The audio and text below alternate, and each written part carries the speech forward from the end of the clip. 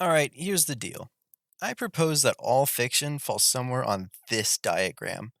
A specific instance of any genre can be subverted in specific ways, which leads to more complexity, but we'll get to that. In this video, I'll be laying out why I think Avatar The Last Airbender belongs here, as a Western, and Avatar The Legend of Korra belongs here, as a sci-fi. Of course, if you asked, is Avatar The Last Airbender a Western? And I simply answered, yeah, that'd be kinda boring. So instead, I'm going to take the longest route possible, bouncing from topic to topic as they become relevant, getting wildly off track from the original question, before hopefully circling around and providing my answer. Also, before we dive into what makes it a Western, I'm going to go ahead and make it abundantly clear that I'm going to spoil the absolute bejesus out of Avatar The Last Airbender. If you haven't seen it yet, I highly recommend it. It's great, go check it out. But you've been warned. Spoilers ahead. First, in order to classify something as a Western, I'm going to have to establish what I mean when I say Western. Okay, so typically when people think about what makes a Western, they think of things like deserts, canyons, abandoned towns, rowdy bars, outlaws, wanted posters, six shooters, standoffs, stuff like that. That's the iconography of the Western, and for my purposes, I'll be entirely ignoring all of that.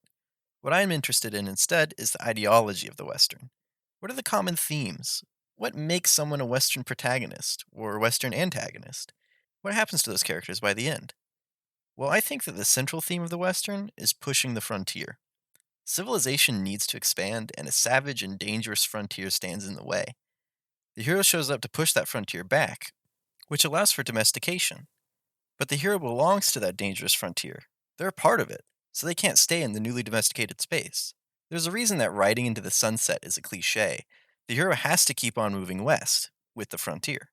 With all this in mind, we can come up with a quick and dirty test for whether or not something should be classified as a Western. Does the hero show up, fix a problem, and then leave? Do the antagonists possess otherness, some quality that separates them from the protagonists? And does the hero resemble the antagonists? So let's test this theory against an established Western, say The Searchers, directed by John Ford and starring John Wayne. Hardly gets more Western than that. The hero shows up after 8 years of absence, fixes the problem by rescuing Debbie and killing Scar, and leaves out the doorway in one of the most famous shots from the movie. The antagonists are the Comanche, and their racial otherness is a central part of the film. Ethan validates the Comanche religious belief that eyes are necessary to die peacefully.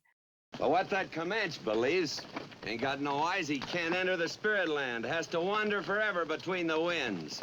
Scalps Scar just as Scar scalps his victims, and speaks the Comanche language. So, yeah, The Searchers is a Western. But what about The Last Airbender? Well, that's going to take some explaining. First, let's address who exactly the antagonists of the show are. Fire Nation, obviously, like, come on, they have horned skull helmets for just their everyday mooks. Protagonists aren't going to look like this. They're clearly the evil ones. So, how does Aang resemble the Fire Nation identity? Well, for one thing, he literally is a firebender.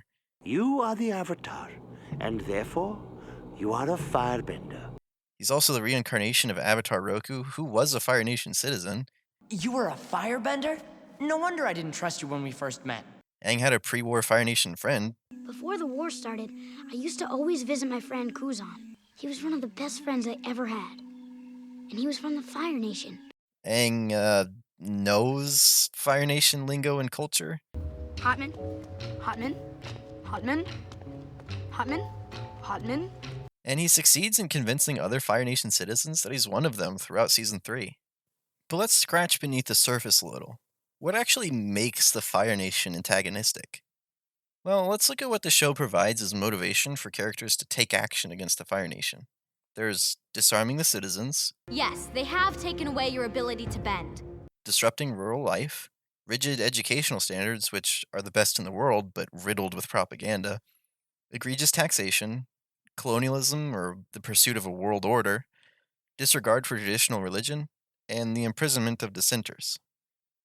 Some of you might be looking at this list and saying, wait a second, Alexel, you're forgetting something pretty major here.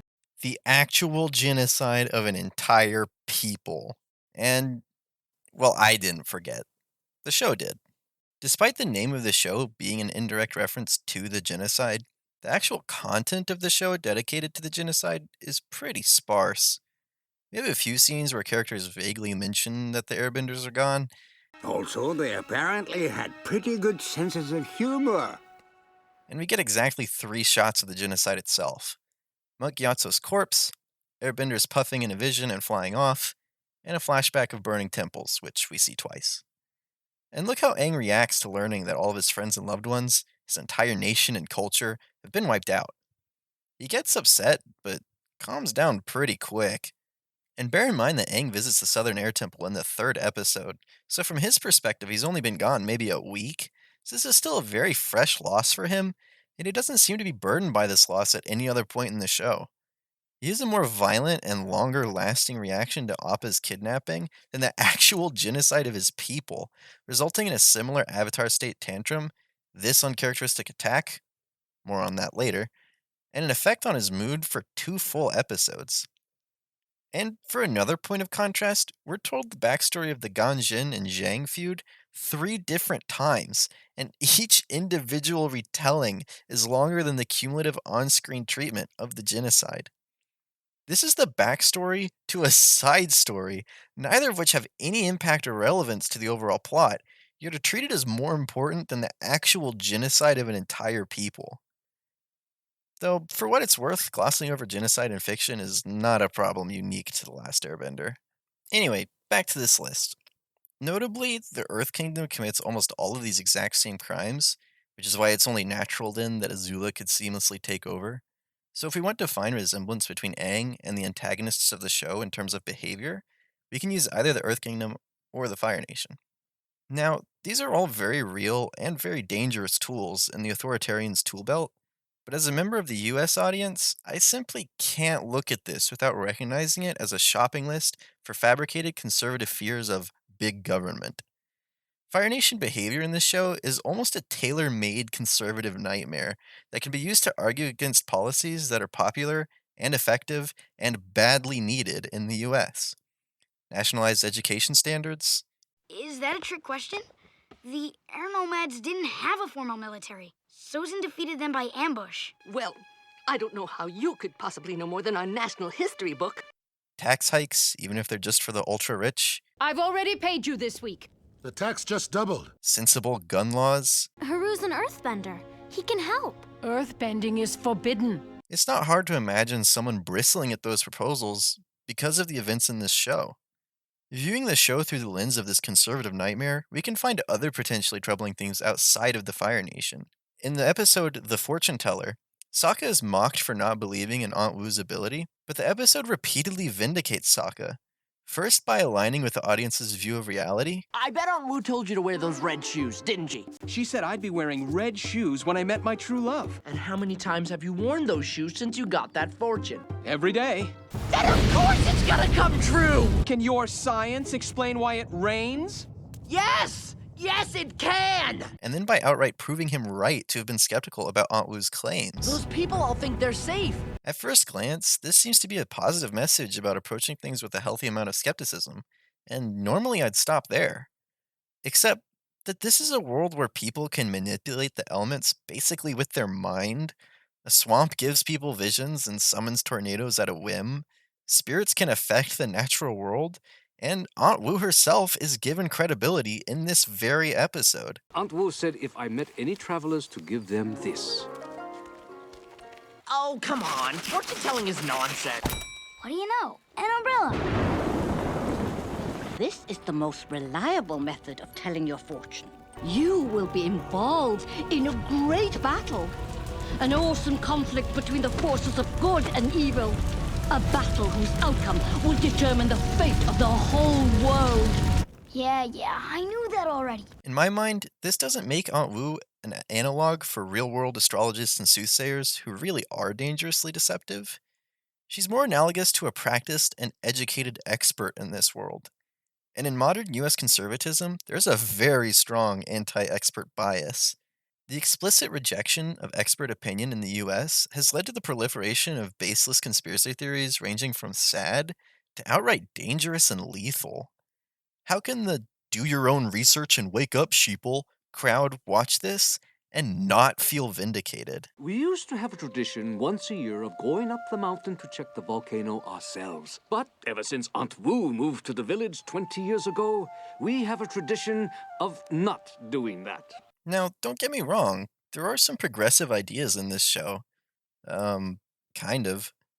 You know that expression, 2 steps forward, 1 step back? Well, I'm not sure that that 2-to-1 ratio is quite right for this show, but I suppose that's up to interpretation. For example, this show takes some environmentalist stances. And an early example is when the Heibai spirit terrorizes a small town because a part of the spirit's forest had been burnt by the Fire Nation. And what do you know, Aang is more upset about failing to prevent this small patch of forest from being burnt than, failing to prevent the genocide of his entire people. I'm just saying. Anyway, the show is clearly making the claim that protecting and caring for nature is good, but it does so in an anthropocentric way. In other words, protecting nature is good, but only insofar as it benefits people.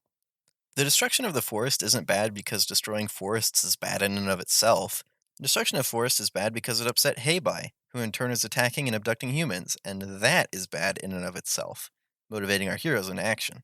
The show presents a similar anthropocentric take with Zhanghui, where the pollution of the river is bad because it disrupts the rural town's life, makes people sick, and poisons their food. We're a fishing town. At least that's how it was before the factory moved in. Again, the sick mutation of the fish isn't bad because the fish was affected.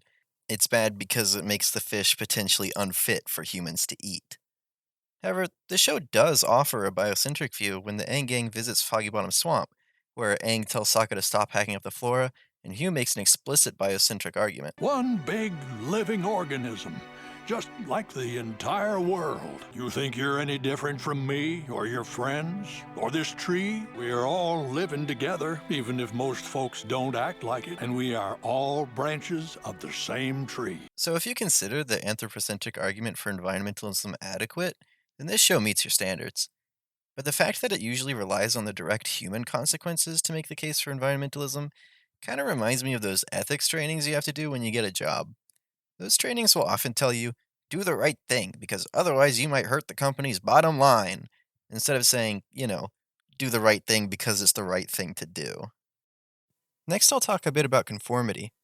I actually think that the show generally does a pretty good job of engaging with this topic, showing events that could reflect various experiences of queer and non-conforming people, and importantly, presenting these in ways that even rigid conformists could be sympathetic to. When it's revealed that Aang is the Avatar, he says that I'm still the same. Nothing's changed. Yet, people react to him differently. Well, actually, this isn't a great example. Aang's friends discriminated against him because he's more powerful than they first realized, and while Aang is correct that nothing has actually changed, they ultimately feel it would be unfair for him to play. This weirdly justifies the discrimination Aang is receiving, but more importantly, it shows that Aang is discriminated because he has more power. That's a bad narrative for discrimination, but I'll talk more about that later. Zuko also plays a role in contributing to this theme. I used to think this scar marked me, but lately, I've realized I'm free to determine my own destiny, even if I'll never be free of my mark. He ultimately rejects those expectations to do what feels authentic to himself. The scar, which according to him is the visible marker of those expectations, is still a part of him, but it doesn't define him. And this is a theme that could very well resonate with people who are non-conforming. More than any other character, though, the show uses Toph as a vector for discussing expectations and conformity. Notably, Toph is the only one who embraces her portrayal in the Ember Island Players, and it's gender bent. When Toph is revealed to be a powerful earthbender, she tells her parents, I know it's probably hard for you to see me this way, but the obedient little helpless blind girl that you think I am just isn't me. I love being an earthbender. I know I've kept my life secret from you, so now that you see who I really am, I hope it doesn't change the way you feel about me. Unlike Aang's friends learning that he's the Avatar, the Beifongs here reject Toph not because she's powerful, but because she simply defies their expectations. I mean, here's how the Boulder talks about his expectations of Toph. The Boulder feels conflicted about fighting a young, blind girl. And now Toph's father Lao. My daughter is blind. She cannot help you. In both instances, these characters underestimate Toph as weak, and they do so by mentioning both her blindness and her gender. Lao's perception is so strict that he's unable to accept Toph as the capable person she is. Once Toph joins the Aang gang, escaping from the prison of her home, she also sheds other expectations of her. Rather than wearing the dress and acting in the refined manner that we see while she's with her family, she wears comfortable clothes and behaves boisterously. I learned proper society behavior and chose to leave it. Despite her parents clearly having no intention of accepting her true self, she still hopes to reconcile with them. This reconciliation thread is basically abandoned by the show when she escapes from Shin Fu and Yu after learning metal bending. This means that we never see Toph's parents learning to accept who she is, probably because they never do. But we can clearly see that Toph has a new found family in the Aang gang. And everything I've mentioned about Toph is a relatable experience for a lot of queer people. But it's like I said, 2 steps forward, 1 step back. The episode The Tales of Ba Sing Se features 6 vignettes, each following different characters. This episode provides a crippling and self-inflicted wound on everything I've praised about this show's treatment of Toph. First, we see Toph and Katara embark on a girls' day out, where they treat themselves to a trip to the spa and a makeover. So far, so good. In fact, uncritically showing women enjoying themselves is good, and having Toph do typically feminine things because she wants to, rather than because she's expected to, is also great. Well, that wasn't so bad. I'm not usually into that stuff, but I actually feel girly. But the vignette ends with a trio of wealthy young women insulting Toph's makeup and then her general appearance. Toph is clearly very hurt by their remarks, holding her tears back to verbally assert, I don't care what I look like. I'm not looking for anyone's approval. I know who I am. She says it more as if she's reciting a fabricated mantra rather than stating her genuine conviction. And Katara successfully comforts Toph by telling her, You're really pretty. What? Beauty is obviously subjective, and even widely accepted standards of beauty are tied to specific cultures and time. Toph has literally been blind since birth, so she has basically no opportunity to understand what it even means for someone to be pretty. Combine that with her constantly bucking the expectations placed upon her, and Toph is the perfect character to entirely reject the superficial and damaging expectations of prettiness. But this moment, You're really pretty. I am? Yeah, you are. seems to connect her almost childish rebellious streak to her rejection of gendered expectations at large, and by extension, to all of her nonconformity. You think I should be more like you? Ah, I see. You're acting like this because of your parents. Whatever. They were controlling over you, so you ran away. Making it all seem like a juvenile phase instead of her true, liberated self. It's almost as if this moment is here to reassure a conservative audience that, deep down, being pretty is a default and universal objective of all women, even women like Toph. You call it dirt. I call it a healthy coating of earth. This show also has some feminist concessions. 2 episodes stand out as being explicitly feminist, both of which are in Season 1. Episode 4, Warriors of Kyoshi, and Episode 18, The Waterbending Master. In The Waterbending Master, we're introduced to Master Paku, who agrees to teach Aang waterbending, but refuses to teach Katara. You didn't tell me your friend was a girl. Katara tells Aang to study waterbending without her, and she attends a training session as a healer, which is the only kind of waterbending allowed for women at the North Pole. But she's frustrated both by that limitation and the insinuation that she's infantile. Eventually, she becomes so frustrated that she challenges Paku to a duel. And while Paku explicitly recognizes her capabilities as a warrior, Well, I'm impressed. You are an excellent waterbender. But you still won't teach me, will you? No. he still refuses to teach her. But then he sees the betrothal necklace that he had carved for Kana, which reminds him of her. I loved her. But she didn't love you. So he finally relents and agrees to teach Katara. What? How is I'll do you a favor because you remind me of the woman I had unreciprocated romantic feelings for a feminist victory? It's not like the show is making out like Paku actually changed his mind about whether or not women should be taught waterbending. He explicitly recognizes Katara's capabilities and still refuses to teach her. Even if Paku has finally come around, it's not like this amounts to anything significant. It's clear that this is a cultural and systemic issue. In our tribe, it is forbidden for women to learn waterbending. You have disrespected me, my teachings, and my entire culture. One man changing his mind for one woman won't end that discrimination. but the show presents this as an unqualified win? The other episode I mentioned, Warriors of Kyoshi, opens with Sokka making some misogynistic comments about gender roles, which annoys Katara. In other words, the episode starts by saying, "In this episode, Sokka will learn to not be sexist."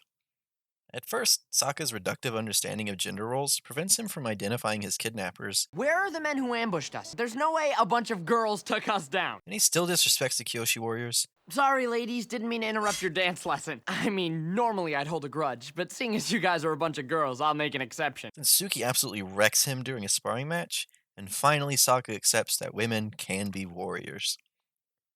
The show then serves us a moment to simultaneously validate Sokka's new learned view and to disrupt established gender norms. It feels a little girly. The silk thread symbolizes a brave blood that flows through our veins. The gold insignia represents the honor of the warrior's heart. Bravery and honor. But then it immediately undercuts itself for a laugh. Hey, Sokka. Nice dress. This joke makes it pretty clear that the show expects the audience to have views that more closely align with Sokka at the beginning of the episode than Sokka at this moment, and essentially validates those views.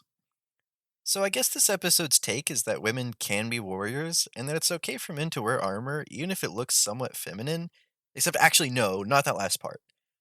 I guess the takeaway is actually that men and women still belong in their respective rigid roles, but specifically add warrior to the roles that women can fill. I am a warrior. But I'm a girl, too. And this is kind of nitpicky, but I feel like this episode does a poor job of actually confronting Sokka's original views. Yes, he does get beaten by Suki when he trains with her, but that's less because he underestimates her due to her being female, and more because he's just plain not as good a warrior. We see that Sokka is wrong about the Kyoshi warriors, but it feels more like he, and by extension the audience, are being told instead of being taught. It'd be more compelling to have a character with something at stake who fails because they sincerely cannot believe that women would be capable of some specific thing, and that conviction would result in a critical blind spot.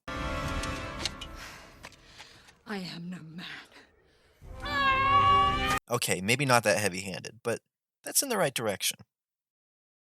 Except, actually, there's a problem with the scenario I just proposed.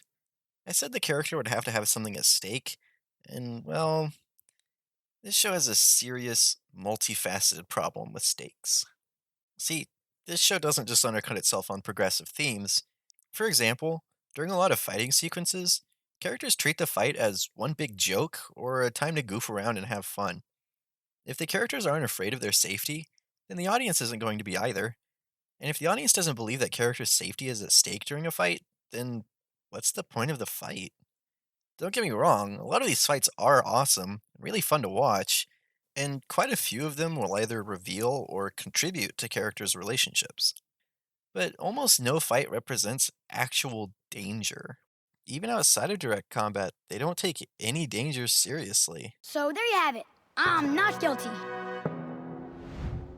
He's dead. This show also absolutely refuses to hold a moment for tension or to make threats feel real. The show is constantly setting up potential stakes and then immediately revealing that it was a fake out. Hey, Katara. What do you think you're doing? It's past sunrise. You're late.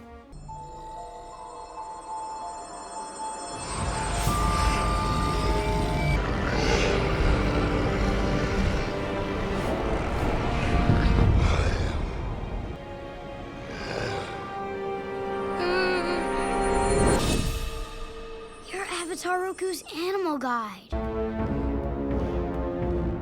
That firebender won't know what hit him.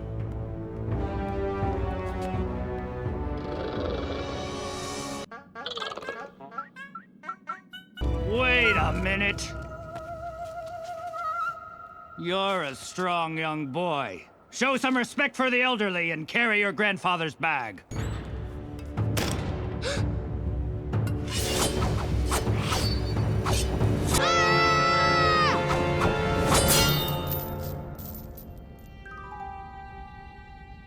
Sozin, or should I say, Fire Lord. Customarily, my subjects bow before greeting me. But you're the exception. You know, as soon as I saw your scar, I knew exactly who you were. You're an outcast, like me. Your own spirit must be unbendable, or you will be corrupted and destroyed.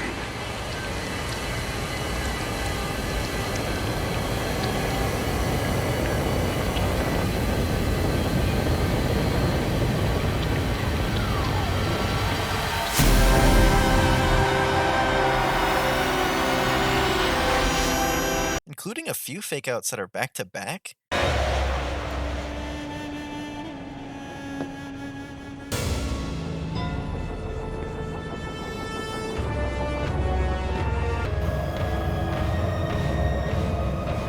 She's not gonna make it.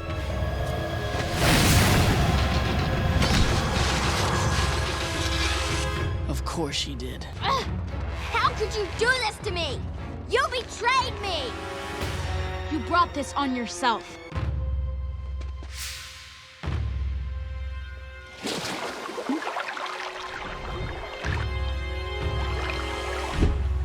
Okay, I'm ready for some training. And they'll also use the exact same fake-out more than once in the same episode. It's over. We caught you. Who, me? It couldn't be more obvious that you don't belong here. Next time you play hooky, you might want to take off your school uniform. Wait a minute. You're not from the Fire Nation. Clearly, you're from the colonies. Your etiquette is terrible. In the homeland, we bow to our elders. Now, don't get me wrong. The show does make effective use of this device to deliver good jokes. Now that you have learned the secrets, and you know about our tribe's existence, we have no choice but to imprison you here forever. Just kidding. But seriously, don't tell anyone. You got a bald head, some nice tattoos. You're going to fit in real well around here. This girl you're talking about, she'll come around. You just gotta hang in there. You think so? Sure. Yeah. You're a catch. But the non-humorous ones simply have the effect of teaching the audience that stakes aren't real, perhaps most starkly in this moment.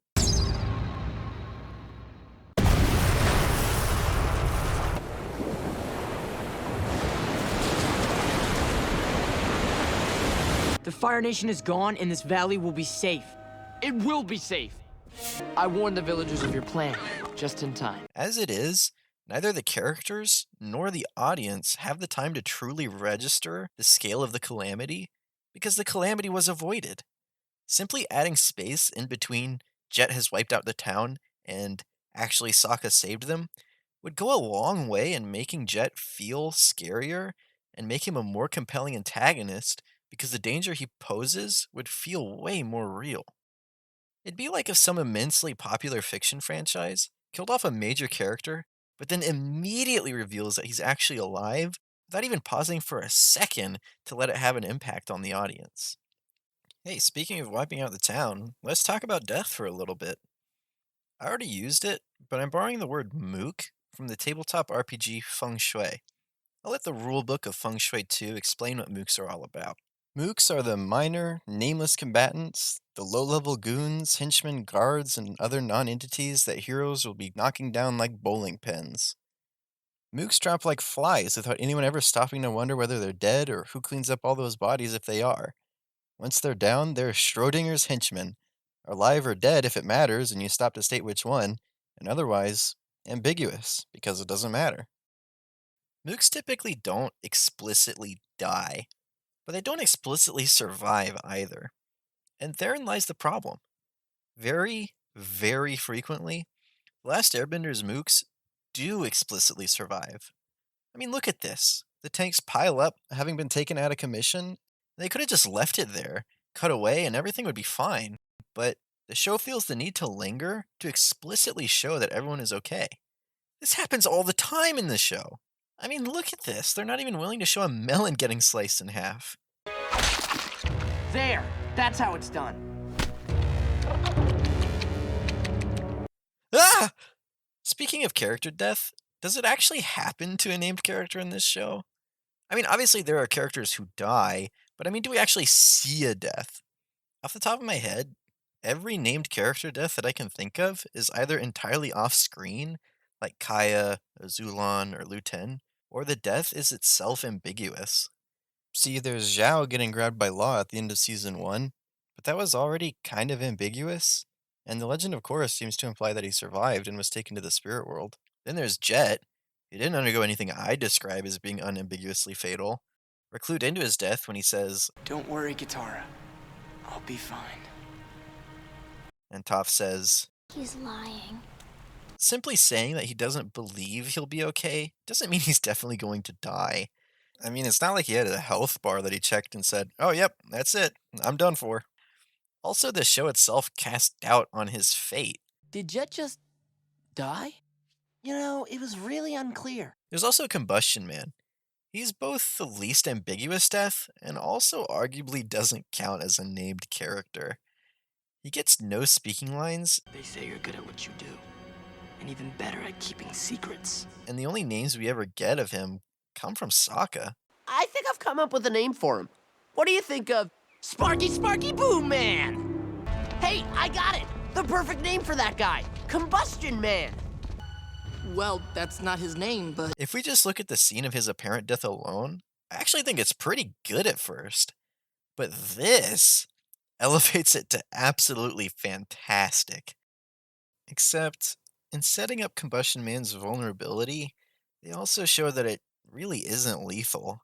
And, as with Jet, they cast doubt on whether this moment was lethal later on at the Ember Island players. I think Combustion Man died. Now, don't get me wrong. I don't need anything gruesome.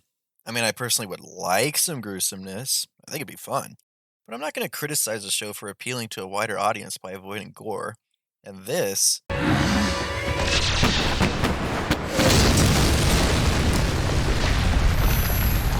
is already way more than what I'm looking for. The problem I have is that this show is going out of its way to say, hey, no worries, people aren't dying. Or at least to say, are you sure that character died? I don't know. This pulls me right out of the story it's trying to tell, and makes me stop caring at all about any danger or potential threats.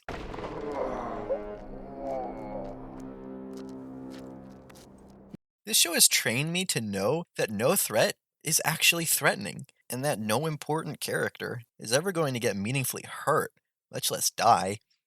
In other words, danger as a concept almost doesn't exist in this show, crippling any attempt to have dramatic stakes. Just look at this sequence, where the Aang gang are headed toward a waterfall. Things seem pretty dire, but Aang and Katara put their waterbending skills to use and save themselves. Just as things are looking good, they see another boat headed straight for them, and they know they're going over. Thankfully, Aang already summoned Appa, and they fly away safely. That's pretty good pacing, pretty good tension. This works for me. Except the show then reveals that all the pirates on both of the boats went over the waterfall and came out perfectly fine. If crashing and being sent down the waterfall was something that everybody could walk, or I guess swim, away from this entire time, then what's all this about stopping the boat before the waterfall, or Appa's clutch save? How does any of this matter? Now, you might be saying to yourself, hold on there, Alxel. I can think of an explicit on-screen death. Alright, okay. So let's talk about Aang for a bit. Now, I know how some people can get about Aang, so before anyone gets too mad, I do want to clarify that I do like Aang, but... Ignite! I honestly don't think he's a very compelling protagonist. Fire!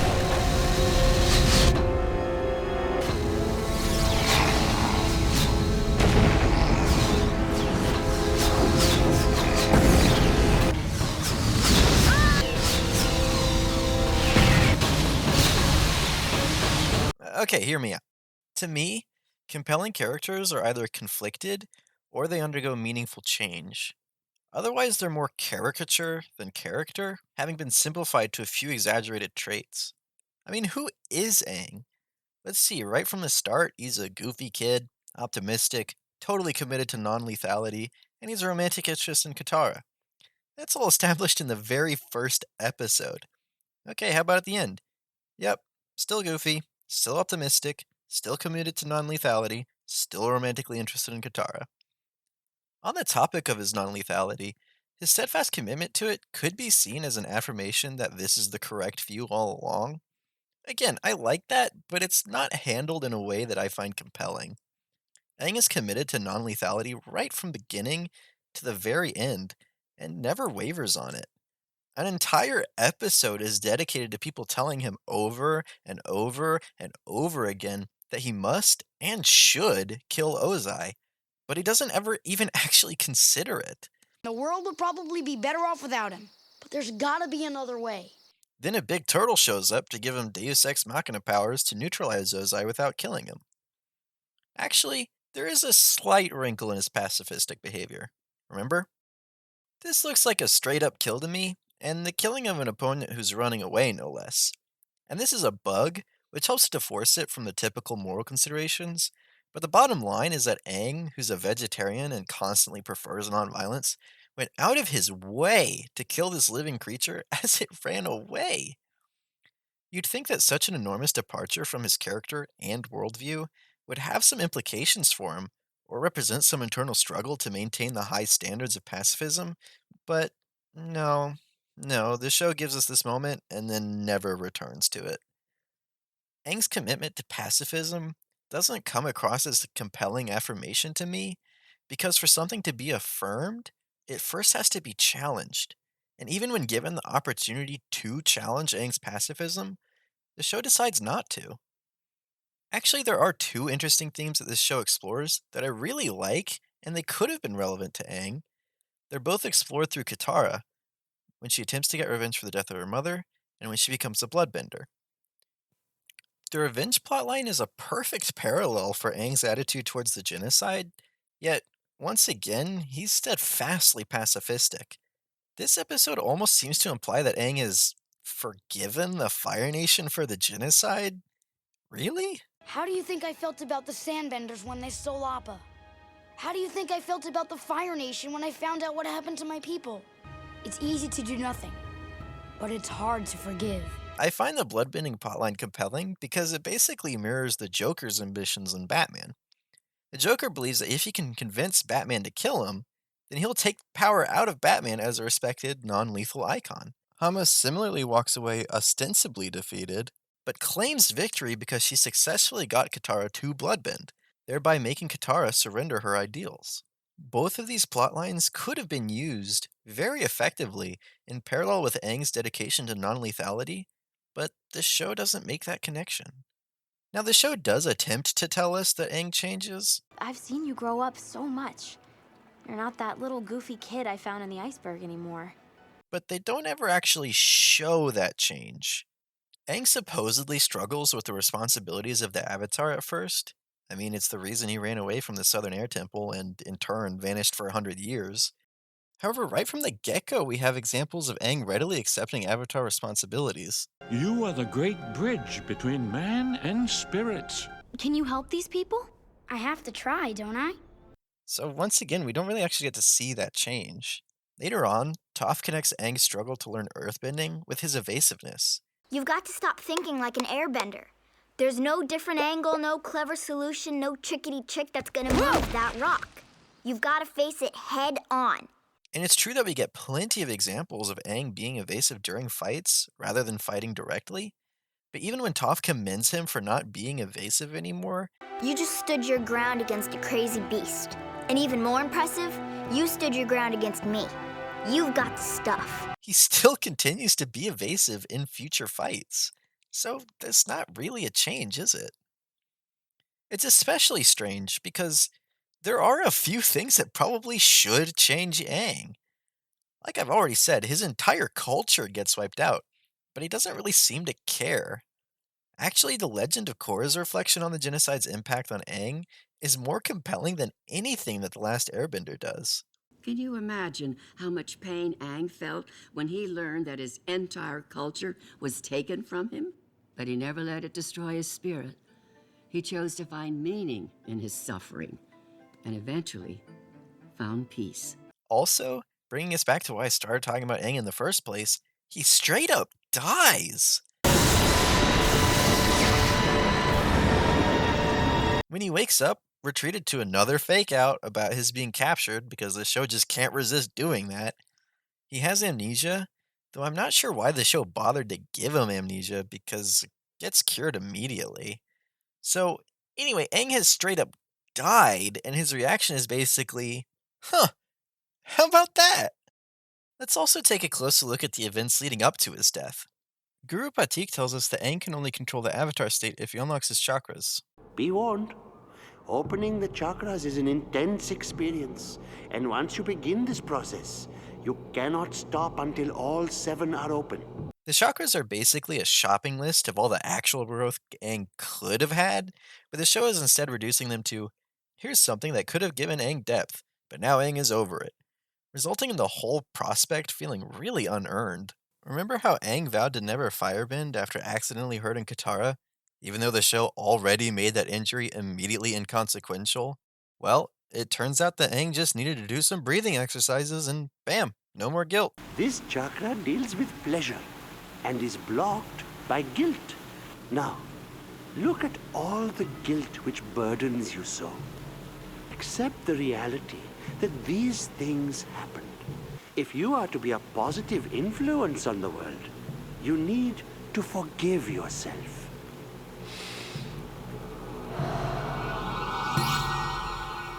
The only chakra Aang struggles with is the one that asks him to let go of anything that binds him to the earth. And naturally, the only thing that Aang seems to care about is Katara. But he doesn't want to let go of his feelings for Katara, so the chakra remains blocked, and Aang exits to go save Katara when he sees a vision of her in danger. Normally, you'd think this means that he can never enter the Avatar state again, but once again, this show has already established that none of its stakes are real, so actually you can be absolutely certain that when Guru Patik says, If you leave now, you won't be able to go into the Avatar state at all. It's not actually true. Aang shows up to save Katara, and after battling Azula and Zuko for a while, he meditates to unlock his final chakra with no problems whatsoever. But it's strange that the expressed criteria for unlocking it, learn to let her go, What? Why would I let go of Katara? is perfectly at odds with Aang's motivation here. The reason he's trying to unlock the Avatar state is to be able to save Katara. What the heck? Anyway, after he dies and gets better, we learn that he still can't access the Avatar state. Gonna get your glow on and hit him with a little Avatar state action? I can't. When Azula shot me with lightning, my 7th chakra was locked. Again, this show has no stakes, so we know that that's just a temporary thing. And sure enough, during this fight with Ozai, a little rock jab to the back and Aang is suddenly more powerful than ever. What? I mean, what's the message here? That acupuncture is the key to unlocking superpowers? I feel like this entire plotline really makes no sense. They could have just entirely abandoned Aang's attempt to control the Avatar state. The show would ultimately play out about the same, but without the thematic incoherence. There's one more thing about Aang I want to talk about. His relationship with Katara. I already mentioned that his romantic interest in her is a constant of the show, lasting from beginning to end and coming up very frequently. I can almost forgive this, given that he's a hormonal straight 12-year-old who seemingly wasn't around a lot of women growing up, but it does play into some narratives I really don't like. First of all, the whole idea that Katara is uniquely able to calm Aang out of his Avatar state tantrums is a little gross. It plays into the narrative of romantic women being the sole emotional support of unstable, powerful men.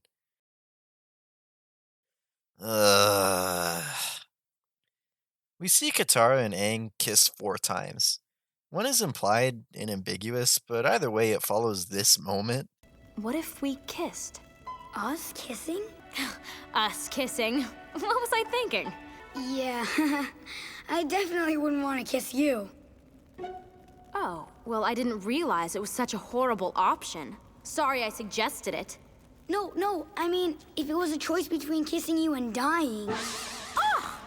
What? I'm saying I would rather kiss you than die. That's a compliment.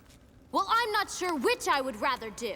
And bear in mind that they were trapped and lost in the cave, under the impression that kissing would result in a way out, so it's basically a kiss under duress, if it even does happen. One is before their invasion at the eclipse, which he just kind of shoves onto her while she's talking. So, that kiss. I liked it. And it seemed like you liked it too. One is during the intermission of the Ember Island Players production of The Boy and the Iceberg. On stage, when you said I was just like a brother to you, and you didn't have feelings for me. I didn't say that. An actor said that. But it's true, isn't it? I don't know. Why don't you know? This isn't the right time. Well, when is the right time? Aang, I'm sorry, but right now I'm just a little confused. I just said I was confused. And finally, at the end of the show, they have a nice hug, and their wordless kiss is the closing shot of the entire series. I find it impossible to watch these and feel as if this is what Katara wants, but it is clearly what the show wants. Aang's interest in Katara started right from the moment he first saw her, and the relationship was predicted by Aunt Wu. I see a great romance for you. The man you're going to marry. Tell me more. I can see that he's a very powerful bender.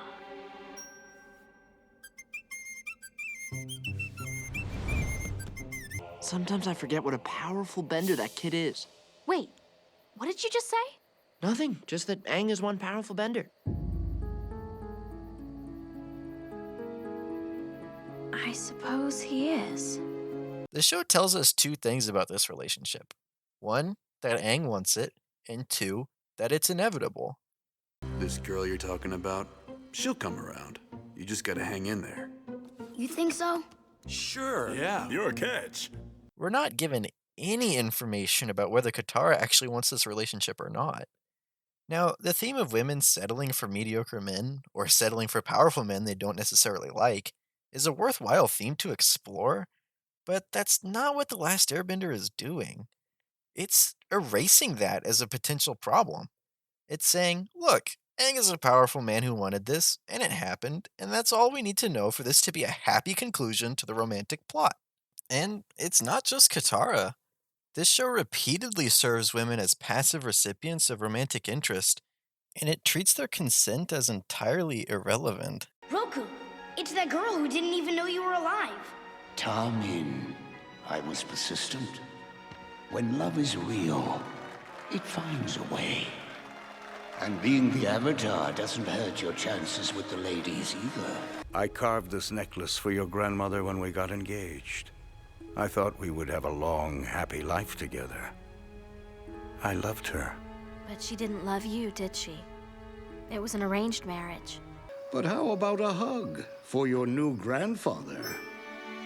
That's so exciting! You and Gran must be so happy to have found each other again. The inevitability of heterosexual romance is extremely prevalent throughout the show, even outside of Aang and Katara's relationship. Almost every single named, speaking character is either the subject or the object of romantic desire at some point, and the characters who are neither subject nor object of romantic desire are usually men. Furthermore, several characters only exist for the purpose of a romantic side or subplot, and those characters are usually women. Even Toph, who again is uniquely positioned to reject cultural expectations, has implied romantic feelings for Sokka. Oh, Sokka, you saved me! Mwah! Actually, it's me. Oh, well, you can go ahead and let me drown now. Although there is some commendable representation of platonic relationships between men and women, I knew it! You did have a secret thing with Haru! No. by and large, this show takes the position that romantic feelings between members of the opposite sex are the default and inevitable. Sokka, this is wrong. What's wrong? We're taking a walk. I'm engaged. It's beautiful up here. Yeah.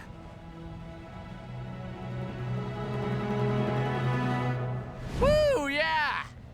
Ah, good times, good times. There are several issues with portraying heterosexual interest as being inevitable. First of all, it obviously contributes to queer erasure, but it's also harmful to heterosexual people. You may be familiar with the so-called Billy Graham rule, which basically states that a man should never be alone with a woman other than his wife. This rule has considerable traction among conservative politicians, evangelical leaders, and Wall Street. Originally, the rule was created to eliminate the possibility of any bad optics. If you believe that heterosexual interest is inevitable, then this rule might make sense to you, and that's kind of the problem. Author Monica Hesse notes that when men adhere to the rule, professional women may be denied access to advance their careers via things like mentoring sessions, golf games, business lunches, and so on. Men who adhere to the rule may refuse to do business with doctors, dentists, lawyers, accountants, and so on the basis of their gender. As Hesse puts it, the rule prevents women from climbing to the top of their careers because the men who have the power to help them get there won't even let them in the room.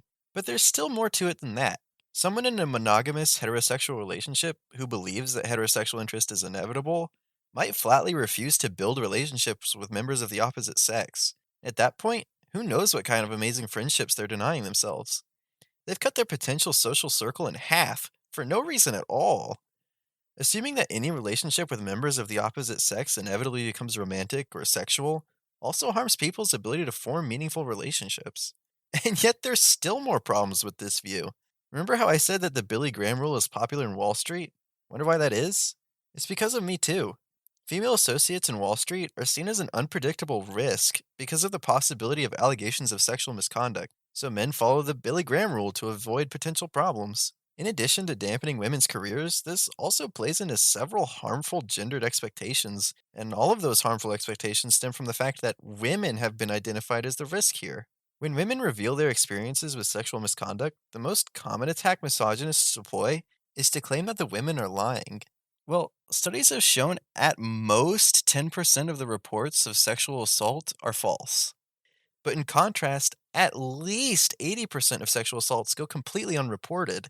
So, just on an empirical basis, it seems ridiculous to assume that women are lying. But even if we ignore the statistics, just think for 2 seconds about it. Why would women lie? Oftentimes, misogynists will claim that the women are just seeking fame, or money, or power. I can personally think of no woman who has ever become more powerful after coming forward with her story of sexual assault. I can think of plenty who received death threats, lost jobs, or as Dr. Blasey Ford put it, I was calculating daily the risk benefit for me of coming forward and wondering whether I would just be jumping in front of a train that was headed to where it was headed anyway, and that I would just be personally annihilated. These women put themselves out there, and their name essentially becomes synonymous with some horrible thing that happened to them. That's not gaining power. And here I think is the other side of identifying women as the risk. That women are risky because they can be assaulted, and not that men are risky because they keep assaulting women. Rather than holding men accountable for being rapists, the Billy Graham rule punishes women for being female. Rather than telling men to stop raping women, we tell women to leave. And this all stems from viewing heterosexual interest as inevitable. Why are you smiling at me like that? Oh, I was smiling? Ugh. I already mentioned that I don't feel that Aang undergoes any meaningful change, but I actually feel like this is a problem that the show has with almost all of its characters.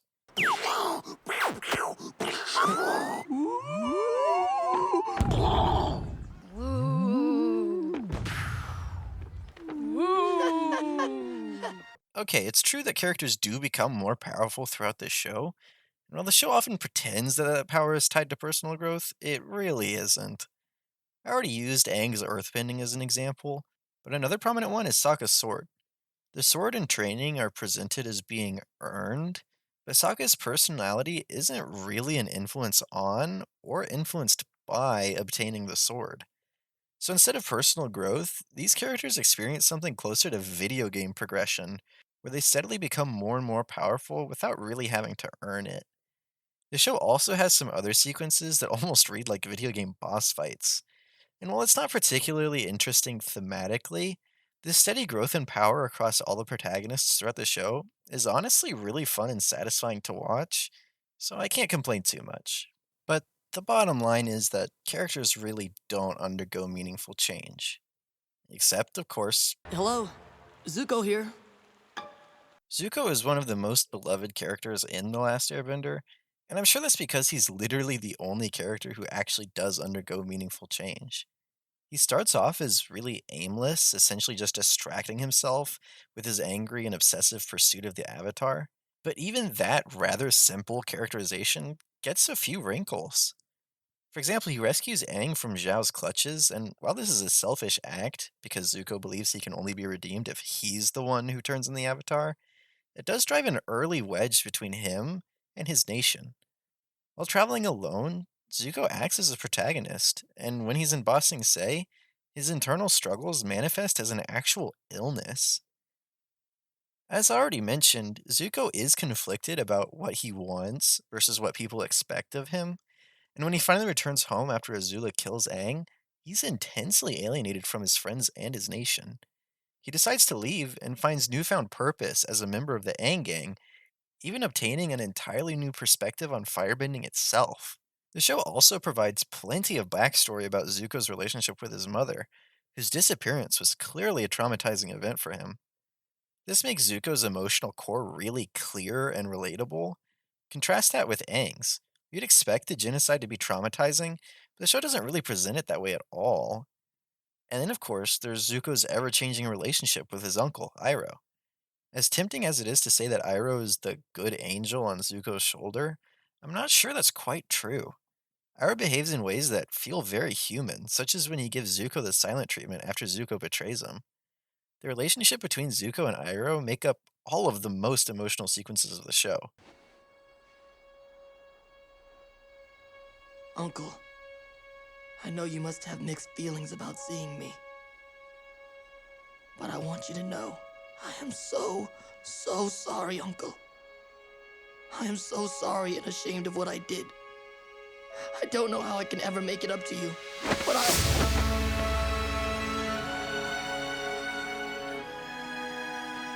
Zuko's arc is fantastic, and it makes him by far the most compelling character of the show, in my opinion.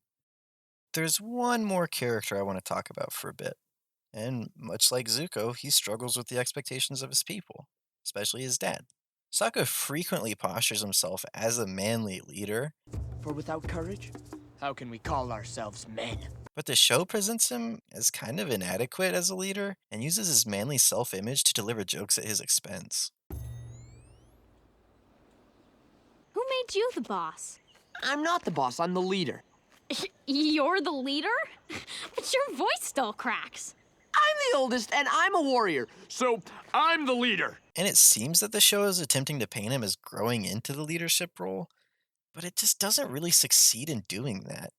When Sokka tries to prove himself as a leader in an impromptu ice dodging trial, he's objectively bad at leading. Hey, help to lead! Help to lead! What does that even mean? But the show rewards him. And then, later on, they have an explicitly resounding leadership failure on his part. The Fire Lord's palace is here. Wait, it's here. And there's an eclipse today. And Aang's gonna fight the Fire Lord. And the Firebenders won't have any fire to use, so that's good for us. And, I'm sorry. It's okay. Why don't you take a break? We never actually see him grow or change in terms of his leadership or his manliness. Unlike Zuko or Toph, Sokka doesn't reject the expectations placed upon him, but unlike Aang, he doesn't rise to meet them either. He does capably make plans throughout the show, but his role as the idea guy is separate from his role as the leader. How are we gonna stop that thing? Why are you all looking at me? You're the idea guy. The result is that Sokka just doesn't change at all at any point in the show, even on the topics that the show seems to be laying out as areas of his development. Wait a second, what were we talking about? Oh, right. The antagonists of the show and in what ways Aang resembles them. Man, I got a little off track there, huh? Anyway, yeah, back to this list.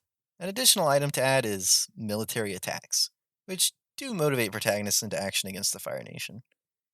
Now, I've already established how Aang resembles Fire Nation identity, but now let's see how he resembles Fire Nation behavior. Well, for one thing, much like the Fire Nation, he disarms and jails his foes. What did you do to me? I took away your firebending. Yes, they have taken away your ability to bend. Aang has no problem with paternalistic lies. That's some luck you knew Jin Wei and Wei Jin. You could call it luck. Or you could call it lying. What? I made the whole thing up. You did not. Growing up, we were taught that the Fire Nation was the greatest civilization in history. What an amazing lie that was.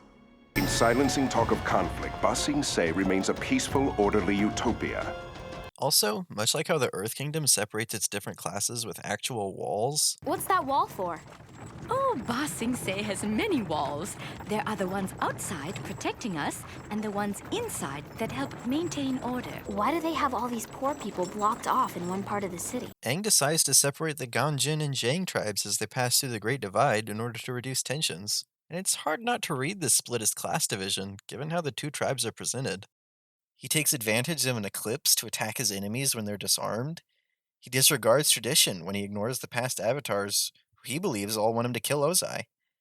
And in line with Ozai's status as Fire Lord, and later as Phoenix King, Aang ends up becoming a world leader.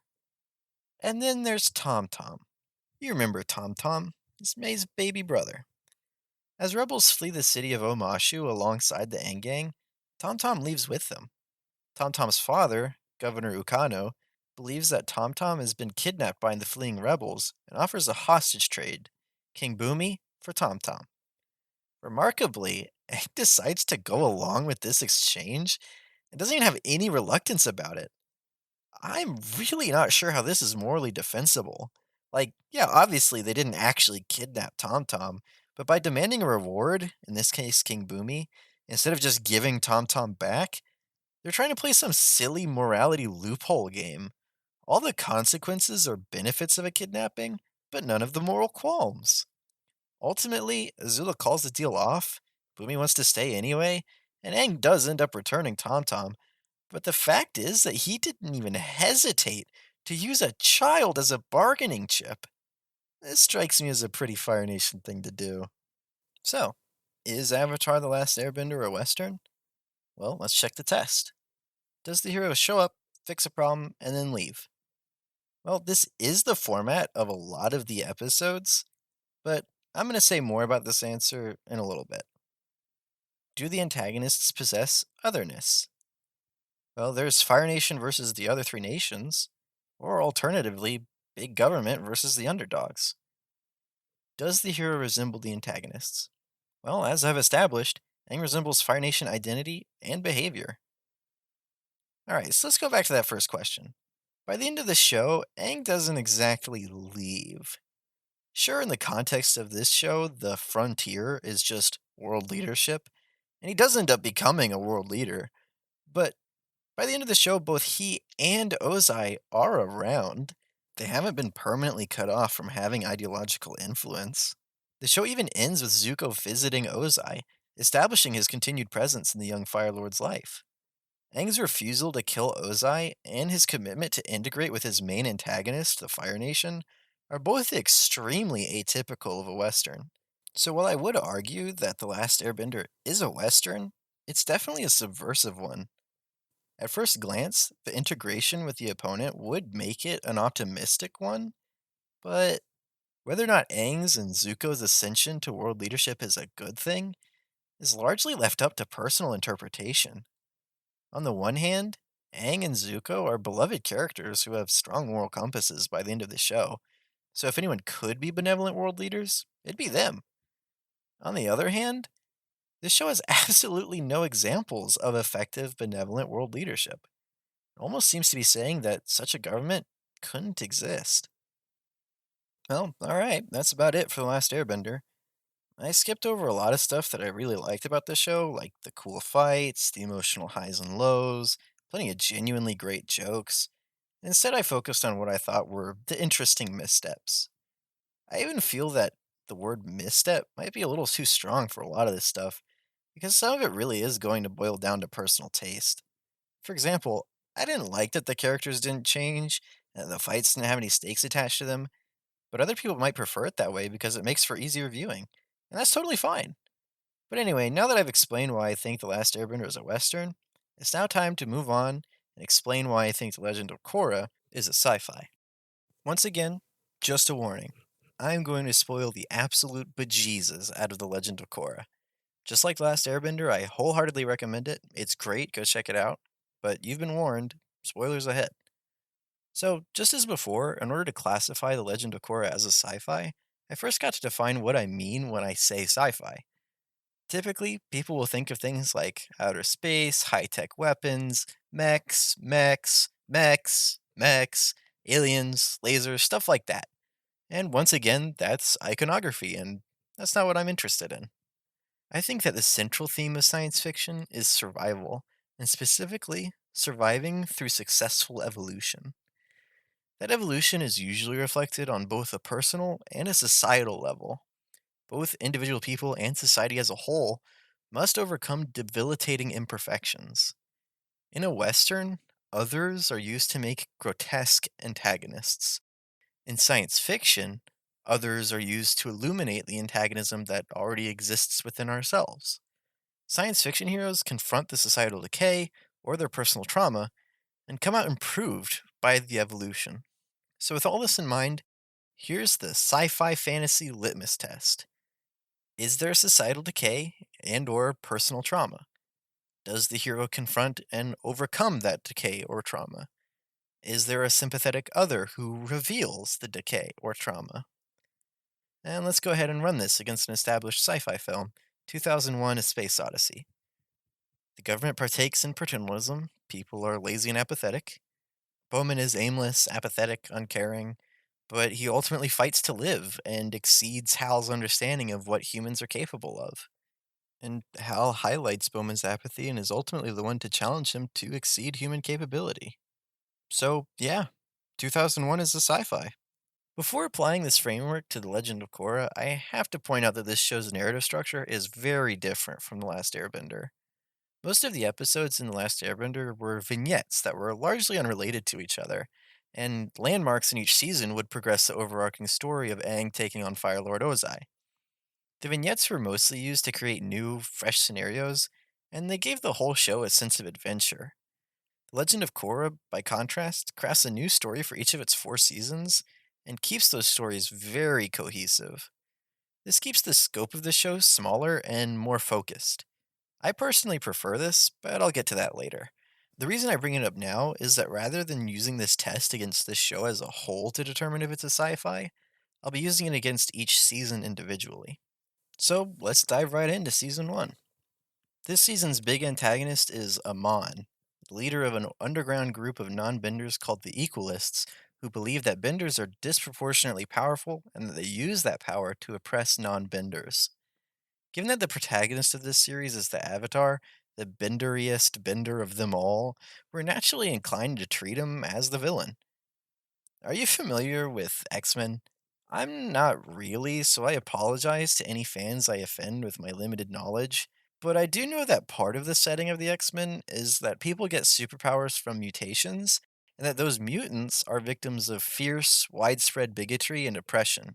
So much so that they do whatever they can to hide their powers, thereby passing as non-mutants. In other words, X-Men creates a world where people who are very powerful are actually oppressed. And even though that makes no sense and is clearly ridiculous, it's still a very attractive narrative. Because what more could you ask for than to have power and feel like you deserve it? To feel justified in using that power that you have to your own benefit. Because, well, you never asked for this. And you're being oppressed. This is a very dangerous narrative that's peddled all the time. There's a war on Christianity, not just from the liberal elites here at home, but worldwide. I mean, the Democratic Party is anti-masculinity. It hurts kids when you do that. And yet, we send $60 grand a year to these stupid schools, these colleges that have entire departments devoted to attacking men for being men. Why are we putting up with this garbage? If you have a son, this is a huge threat to him. If you have a daughter, who is she going to marry? Can anyone on the Republican side say unequivocally Black Lives Matter? Unequivocally, all lives matter.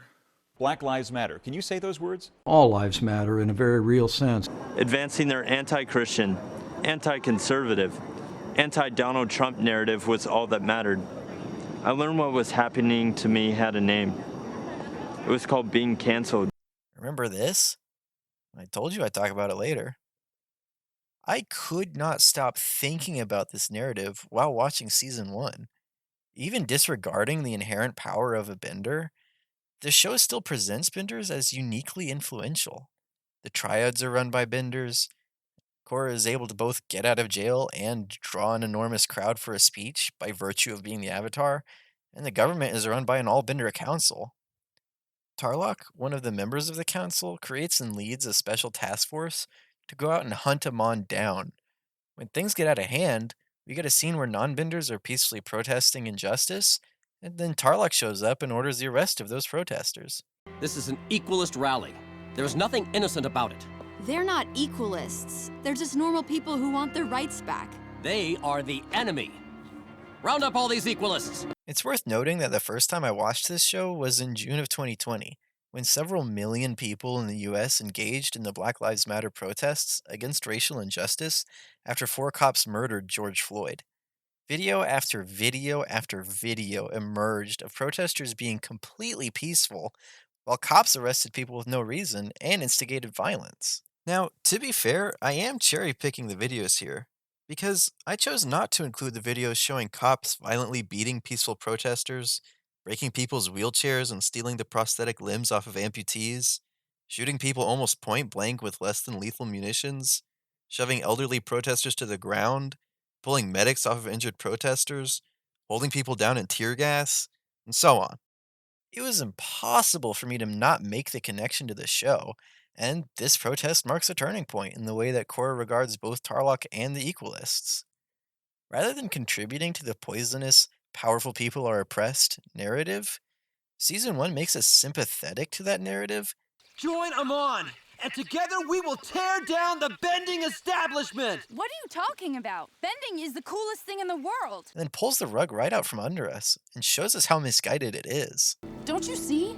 You're doing exactly what Amon says is wrong with benders. You're using your power to oppress and intimidate people. By the end of the season, the Bender government is dismantled in favor of democracy. Free elections were held in the United Republic, and non-benders finally had a voice. So, is Season 1 a sci-fi? Well, benders are disproportionately powerful, and Amon takes Korra's bending away. The all-bender government is dismantled, and Korra finally connects to her spiritual side, which allows her to airbend and then restore people's bending, including her own. Amon, the Equalists, and the non-benders that get caught in the crossfire all reveal a power disparity. So, yeah, Season 1 is a sci-fi. Actually, remember how I said the first time I watched this show was June 2020? Well, that's not exactly true. I did watch the first few episodes when they first aired, but they were so caught up in love triangle garbage. Well, I guess it's 2 different love triangles. A love square? At any rate, I absolutely did not care for it, and I stopped watching the show after finishing episode 5, called The Spirit of Competition. Years later, I decided to watch the entire series, and well, yeah, the early romantic plots are still terrible. I'd say the first 4 episodes are pretty watchable. You just have to soldier through the romance trash. But then the 5th episode is entirely devoted to that romance trash. This season paints possessive and even manipulative romantic behavior as kind of a good thing. Daddy was in love with someone else before you? That's right. So what did you do? Well, watching my soulmate spend his life with the wrong woman became too painful. So I hung my chin out there and I confessed my love to Tenzin. And the rest is history. And much like The Last Airbender, it also presents heterosexual romance as default and inevitable. You're the smartest, funniest, toughest, buffest, talentedest, incrediblest girl in the world. I felt that way since the moment I saw you. The show even seems to recognize that romantic triangles are a bad plot structure. Ooh, I just read a historical saga where the heroine fell in love with the enemy general's son who was supposed to marry the princess. She rode a dragon into battle and burned down the entire country. Then she jumped into a volcano. It was so romantic. The best way to win a boy's heart is to brew a love potion of rainbows and sunsets that makes true lovers sprout wings and fly to a magical castle in the sky where they get married and eat clouds as spoons and use stars as ice cubes in their moonlight punch forever and ever and ever. The volcano is starting to make more sense to me now. And I'm sorry, but saying that I'm bad, but at least I know I'm bad, doesn't actually make it better. Anyway, episode 5 ends with the show finally recognizing the power of loving platonic relationships. I'm sorry I hurt your feelings. I'll be alright. But we had fun together, didn't we? I had a great time, honestly. You are one of a kind, Bolin. And the romance stuff pretty much blends into the background for the rest of the show. In fact, I'd say after that episode, the romance is even less central and less of a focus than it was in The Last Airbender. Furthermore, when later episodes do touch upon romance, they present it in ways that I consider really mature, and a breath of fresh air compared to the love triangle drivel that the show is giving us at first. Alright, next up is Season 2. Season 2. So, as I already explained, Season 1 grappled with a really interesting issue that's absolutely pertinent to the real world, doing its part to combat the narrative that powerful people are oppressed. This elevates Season 1 beyond just a fun cartoon to watch, giving it a lot of extra heft and relevance. Season 2 doesn't do that. Throughout the course of the season, it does end up touching on several themes that I think are really interesting, which I'll get to eventually. But the central conflict of the season is about the connection between the spirit world and the natural world. The show never really connects that to anything that's actually pertinent to real life. I mean, the most obvious analogy would be our connection in with tradition, the past, our roots, and so on. I've always loved the Glacier Spirits Festival. It's fun. This festival used to be a solemn time of fasting and meditation. Now it's just a chance to watch some rube try to stick an entire Arctic hen in his mouth.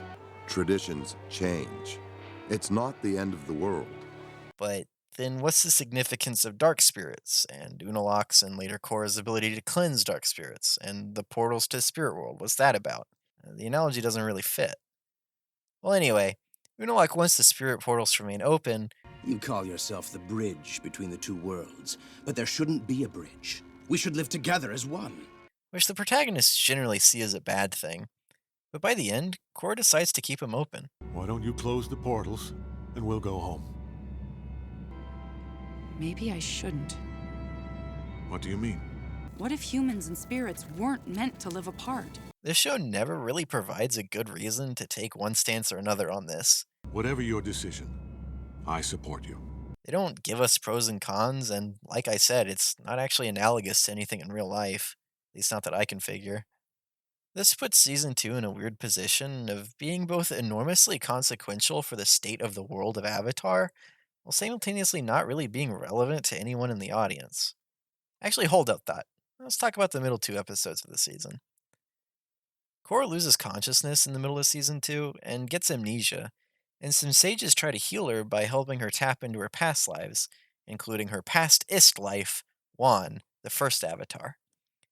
Flashbacks are a commonly used device in both of the Avatar series, and each flashback seems to belong to one of two categories.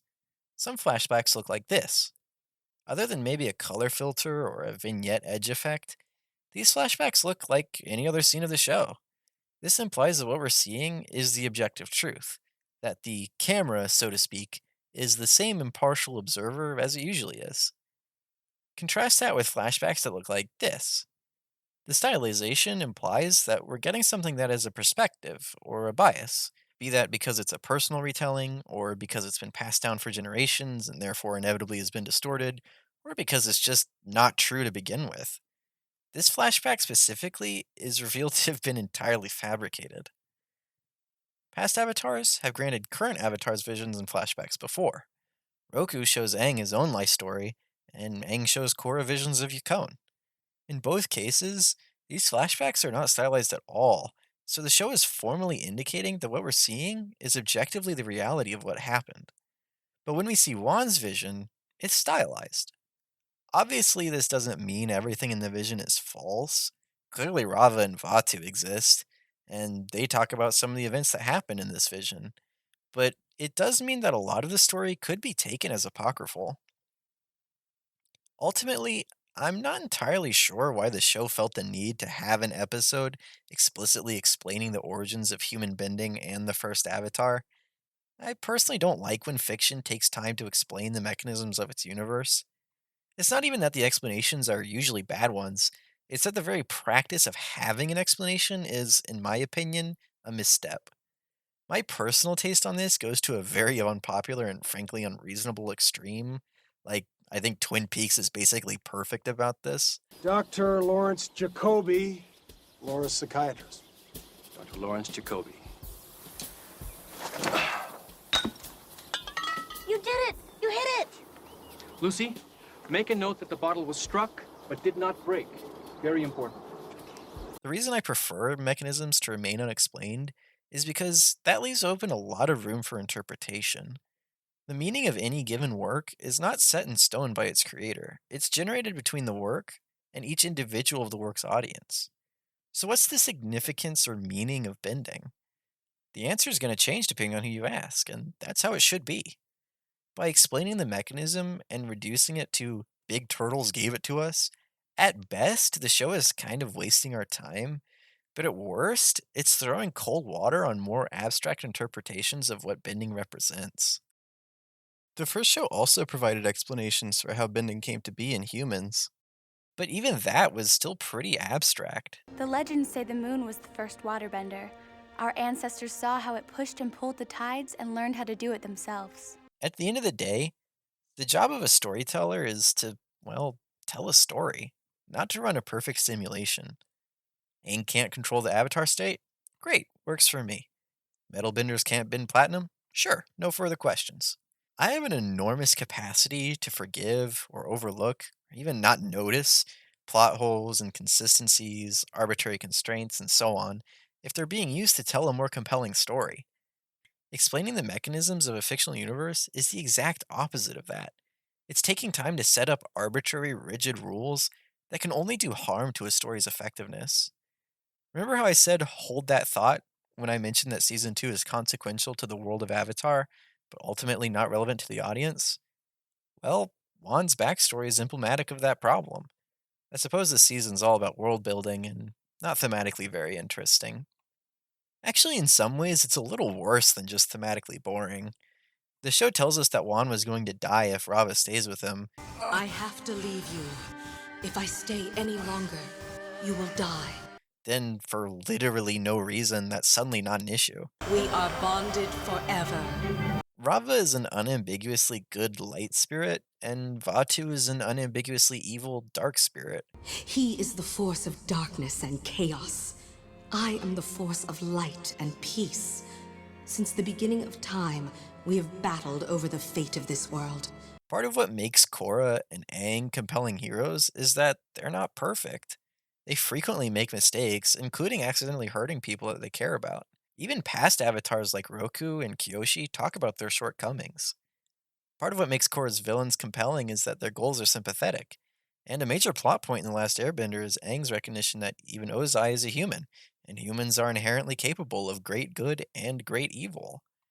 We don't get any of that complexity with the unambiguously good Rava and the unambiguously evil Vatu. And the insinuation that the Avatar is a reincarnation of Rava also helps to suck that complexity out of the avatars, almost retroactively. This season doesn't even try to make the case for a balance between order, represented by Rava, and chaos, represented by Vatu, even though the show as a whole is fixated on the concept of balance. Though, to its credit, there is a sequence where Rava is annihilated, but Korra is able to find her again in Vatu.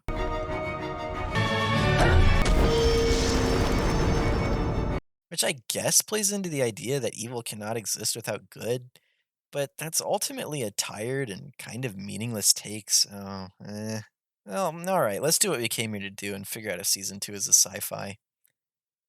Well, the natural world and spirit world are disconnected, and Korra is detached from Rava and the past avatars.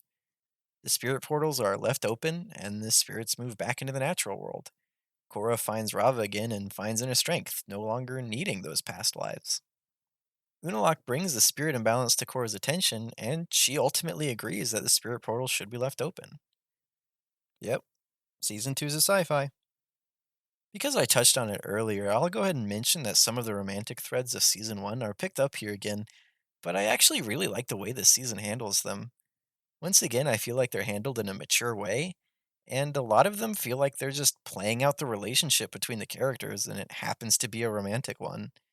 For example, the friction between Mako and Korra would basically happen regardless of if they were dating. How could you take his side? What's with you and sides? And one of the major strengths of the show is how its characters' relationships play out, so I have no complaints. Alright, moving on to Season 3, which gives us the single best villain in Avatar history, Zahir. Zahir's been locked up for 13 years, waxes poetic about freedom. Instinct is a lie, told by a fearful body, hoping to be wrong. And recites poems by airbender Guru Lahima. Let go your earthly tether. Enter the void, empty, and become wind. After the events of Season 2, airbending is granted to random people throughout the world, and Zahir is one such beneficiary. I was given a gift. I believe it's a sign that our path is a righteous one. And he uses it to break out of imprisonment and then free his cohorts, who are the leadership of a group called the Red Lotus. Gazan, a lava bender, Minghua, an armless waterbender, and Pli, a massive combustion bender who's in a romantic relationship with Zahir. I mean, look at these villains! These are good villains. Zahir reveals their intentions and motivations. When we dispatch you in the Avatar state, the cycle will end. Together, we will forge a world without kings and queens, without borders or nations, where a man's only allegiance is to himself and those he loves. We will return to the true balance of natural order. So we lucky few, this band of brothers and sisters in anarchy, are witnessing the beginning of an era of true freedom. I guess they had Shakespeare in the Avatar world, too. Zahir seems to be arguing that the consolidation of power is inherently bad, and that one person having too much power is simply unjustifiable. I've seen this before. Number 1. In 1945, corporations paid 50% of federal taxes. Now they pay about 5%. Number 2. In 1900, 90% of Americans were self-employed. Now it's about 2%. So, it's called consolidation. Strengthen governments and corporations, weaken individuals. Back to Zahir, he's fixated on Guru Lahima, the only airbender to obtain flight. He wrote a poem about it, which Zahir recites a few times. Let go your earthly tether. Enter the void. Empty and become wind. Empty and become wind. Zahir also shares tender moments with Pli that feel very genuine. Oh yeah, this also happens. Pli!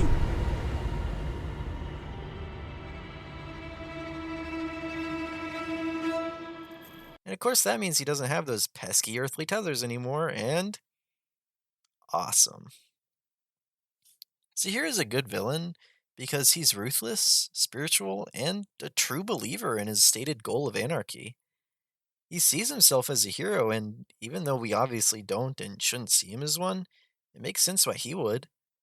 Earth Queen Hao Ting is an evil tyrant who led the Earth Kingdom to be just as bad, if not worse, than it was in The Last Airbender, and she has allowed wealth inequality to skyrocket while taxing the most vulnerable of her nation.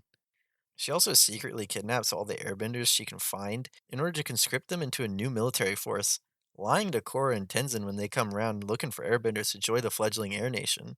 The Daily thoroughly searched the city, but it seems your reports were incorrect. There are no airbenders in Ba Sing Se. There's no war in Ba Sing Se.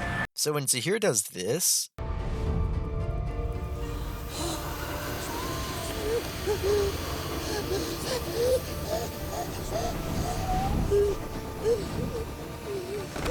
You think freedom is something that you can give or take on a whim.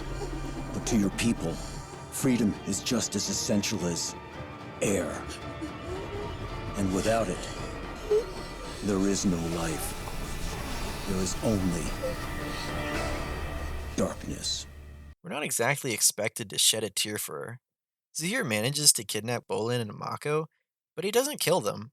He initially uses them as a bargaining chip to try to get to Korra from Queen Hao Ting, but, well, obviously that doesn't pan out. So he just sets them free to deliver the message that he prefers airbenders as hostages. This is equal parts ruthless, gutsy, and principled. Alright, let's take a look if this one's a sci-fi. The Earth Kingdom is run by an undeserving, tyrannical monarchy. Korra is poisoned and nearly asphyxiated, and the air nomads were wiped out by Geno-side long ago. The Earth Kingdom is sent into disarray after the Earth Queen is murdered. Korra powers through the poison and survives thanks to the revived Air Nation. Zahir's goals of deconsolidation are somewhat noble, and both he and Korra share an enemy in the Earth Queen. Sure enough, Season 3 is a sci-fi. One of the interesting things about Korra's fight with Zahir is that she manages to succeed because of the collective effort of the Airbenders. He's unlocked powers of airbending that haven't existed for thousands of years. There haven't been this many airbenders in one place for a long time either. We have power together. Their collective effort provides a pretty clean foil to Zahir's goal of total deconsolidation and anarchy. Given that the show is offering Zahir's perspective as a sympathetic one, it's kind of remarkable that he rails against monarchies, and Season 4's villain later specifically calls out Dynasty. I learned that the idea of a royal family passing a title from one generation to the next was archaic. I mean, this is an inherently dynastic show. Lin and Suyin are both daughters of Toph. Bumi, Kaya, and Tenzin are Aang's children, and both Bumi and Kaya are named after established characters from The Last Airbender. Cabbage Man gets a statue. This character is named General Iroh, and he's voiced by the same actor as Zuko from The Last Airbender, which is kind of distracting given how distinctive his voice is. Toph, Katara, Zuko, and Iroh are all present. Zhao makes an appearance. Sokka is in one of Aang's visions. The protagonists also label themselves The new Team Avatar! And of course, the Avatar is itself a dynastic position, being that it forms a clean line of reincarnation. The show appears to be leveling a criticism at itself, and honestly, I think it's a well-deserved one. One interesting consequence of The Last Airbender's popularity is that a fandom formed around it. I make a distinction between a fandom and a fan community, but it's sort of a connotation thing, so I'll go ahead and explain it. Fan communities are welcoming, respectful, and they just want everyone to come together around a mutual love of something. These are great. Fandoms are gatekeeping and snobby, and they generally have a poisonous effect for both fans and the things that they're ostensibly fans of. Fandoms are often driven by misguided nostalgia. For example, it's not enough to simply like The Last Airbender, true fans watched it as it aired. Oftentimes with fandoms, what should be a mutual love for something becomes an entirely fabricated dislike for something else, usually sequels, spin offs, or related content. A negative fandom makes the creation of a sequel basically impossible. Either you stick so closely to the themes, concepts, characters, and so on of the original that it renders the sequel itself kind of redundant. What about this? Not that again. Boring. Or you deviate enough from the original that its fandom will find it unsuitably different. Where's Angie? He couldn't be here, Coco. Oh. I want to see Angie.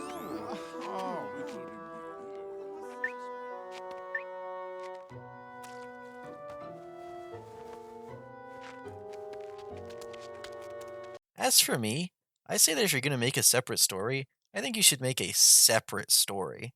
Which is to say, discard as much as possible of the previous installment to really carve out a new story within the same setting. Sequels should be in dialogue with the original installments, and not just regurgitate the same stuff. And honestly, Legend of Korra does a really good job of this. Like I said, Zahir's intention to discard Dynasty is a part of it, but they also do something even more extreme in Season 2, when Korra loses her connection with the past avatars. Aang's ability to communicate with Roku was used a lot in The Last Airbender, and we do get to see Aang in The Legend of Korra in a similar way in Season 1. But because Korra loses her connection to her past lives, we're certain that he's gone now. Truly gone, in a way that was never the case for any avatar up until that point. I know many avatars have needed guidance, but I'm the only one since Avatar 1 that can't get help from my past lives. I wish I could talk to Aang. This show does still have its cheap nostalgia. I mean, Toph, Iroh, Zuko, and Katara don't really contribute anything meaningful to this show that couldn't have been done with new characters. Even the fact that Lin and Suyin are Toph's daughters doesn't really contribute much. I find this kind of frustrating because whenever they go for nostalgia, No! Not my cabbage corp! I don't find it clever. I don't think it's a nice little callback for the fans. I just find it annoyingly unimaginative. But ultimately, the show's cheap nostalgia is pretty limited and never really gets in the way, so eh. I do absolutely love how they treated Aang's character, though. He finally gets some depth. I already mentioned how Katara retcons depth onto him regarding the Geno-side, But we also get to explore some of his character in a secondhand way because his children are here. Let's revisit the names of his children for a second. His firstborn is the non-bender Bumi, his second child is the waterbender Kaya, and his third child is the airbender Tenzin. At first glance, the fact that the first two characters are named Bumi and Kaya might be seen as cheap nostalgia, but it raises a question.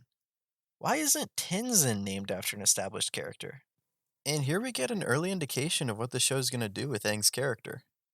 Aang is obviously going to be heavily invested in the reconstruction and rebirth of the Air Nation. You knew Aang better than anyone. Rebuilding the Air Nation was Aang's biggest dream. So it seems pretty significant that the only child who gets a unique name is the airbending one. The fact that Kaya and Bumi get unoriginal names seems to imply that Aang regards them as basically fungible. They could be swapped out for any two bozos. There's plenty of non-benders and waterbenders in the world.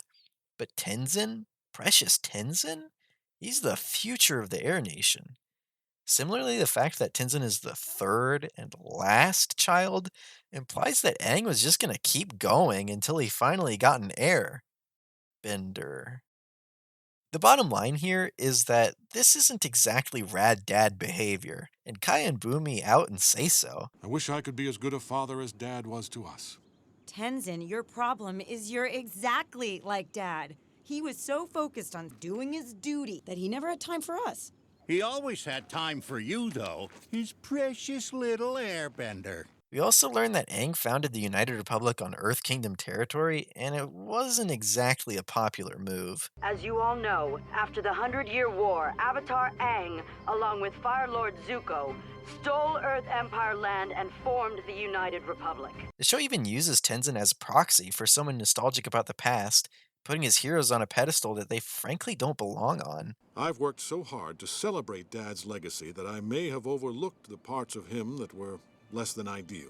This is all fantastic as a commentary on sequels, nostalgia, and fandoms, and it helps to paint Aang as a more complicated character than the Last Airbender ever managed to. And this brings us to the final season, Season 4. This takes place 3 years after the end of Season 3.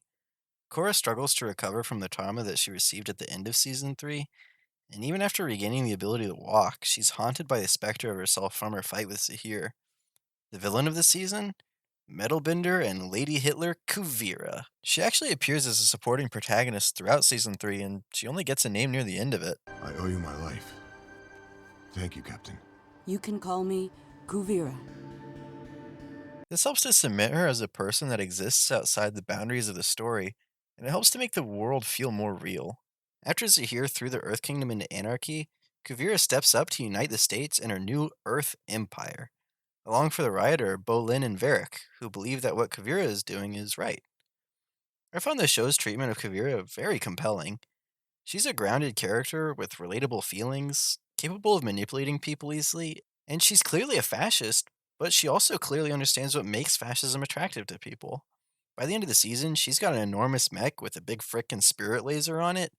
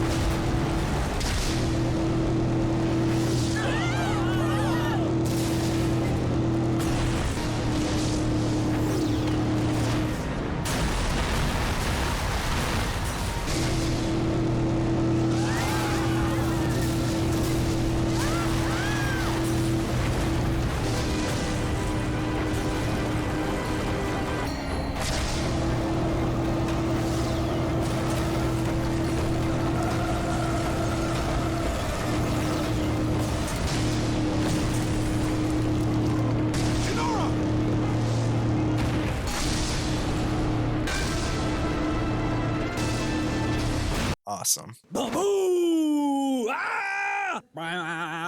Honestly, much like in The Last Airbender, the central conflict here is not exactly complicated. Kuvira is an authoritarian, and authoritarians are bad. There's not really much more to it.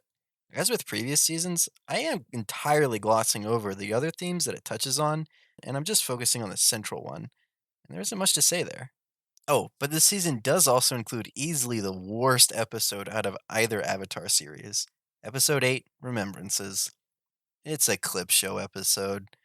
The second worst episode of the two Avatar series is Ember Island Players, which basically has the functionality of a clip show episode, but in a more enjoyable presentation. My name's Tough, because it sounds like tough. I see everything that you see, except I don't see like you do. I release a sonic wave from my mouth.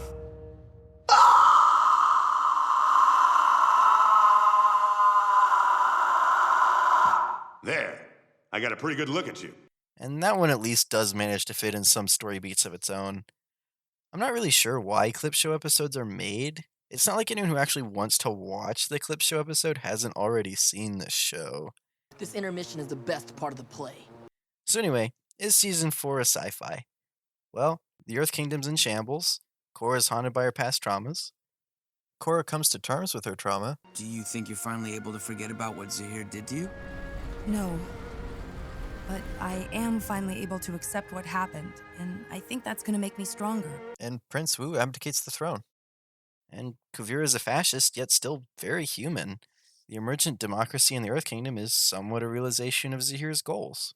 Yep, looks like Season 4 is a sci-fi as well. One thing that's worth noting here is that this show doesn't really have a problem with killing people. Just in case I didn't already make that clear. Did I forget to mention that Season 1 ends with Tarlok killing both himself and Amon? Remember Ghazan and Minghua? Well, Zahir is the only one out of the Red Lotus leaders who actually survives. I'm never going back to prison. If I'm going down today, you're coming with me!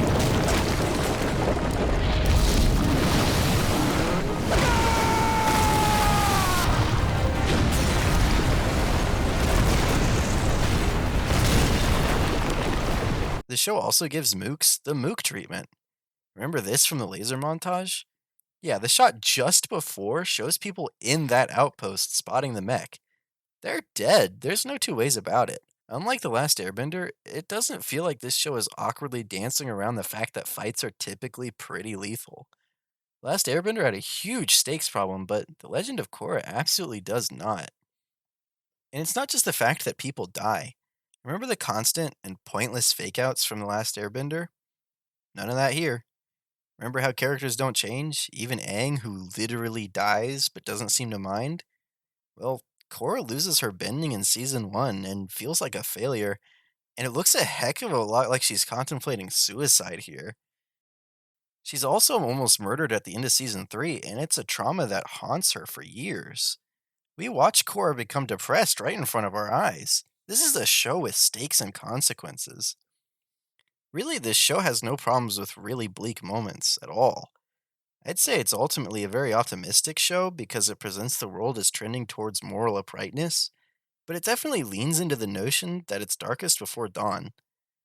I mean, Amon's equalists take over the entire city, Korra loses her bending, Rava is destroyed, and Korra loses her connection to the past avatars, Zahir sends the Earth Kingdom into anarchy, the new airbenders are all captured, Korra is kidnapped and poisoned and nearly killed. Seemingly nobody can stop Kuvira from taking over the Earth Empire, and Zaofu, a beacon of hope and progress, falls to her. Kuvira obtains a superweapon and attacks Republic City with it, forcing the evacuation of its citizens. The ending of the Air Nation is threatened by the show's villains first by Amon and then by the Red Lotus. And Ghazan absolutely demolishes the Northern Air Temple. That's a piece of history that's never coming back. Their Last Airbender could never pull off a moment like this without it feeling cheap and pointless. Whatever happens to me, don't turn back. Lin, what are you doing?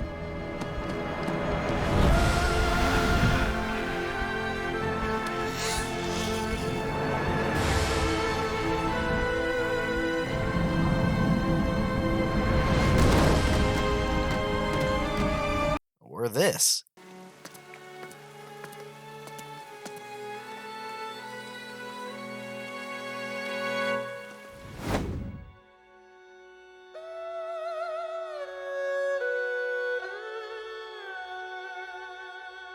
When this happened, fans were worried that Tenzin was killed, which is something The Last Airbender would never be able to do.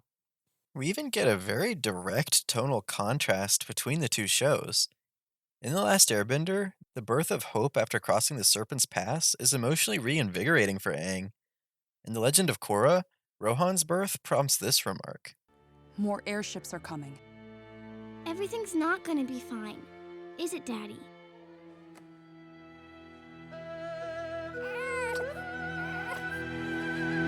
I will comment on one theme that keeps popping up throughout the seasons, and that's the theme of taking control and usually failing.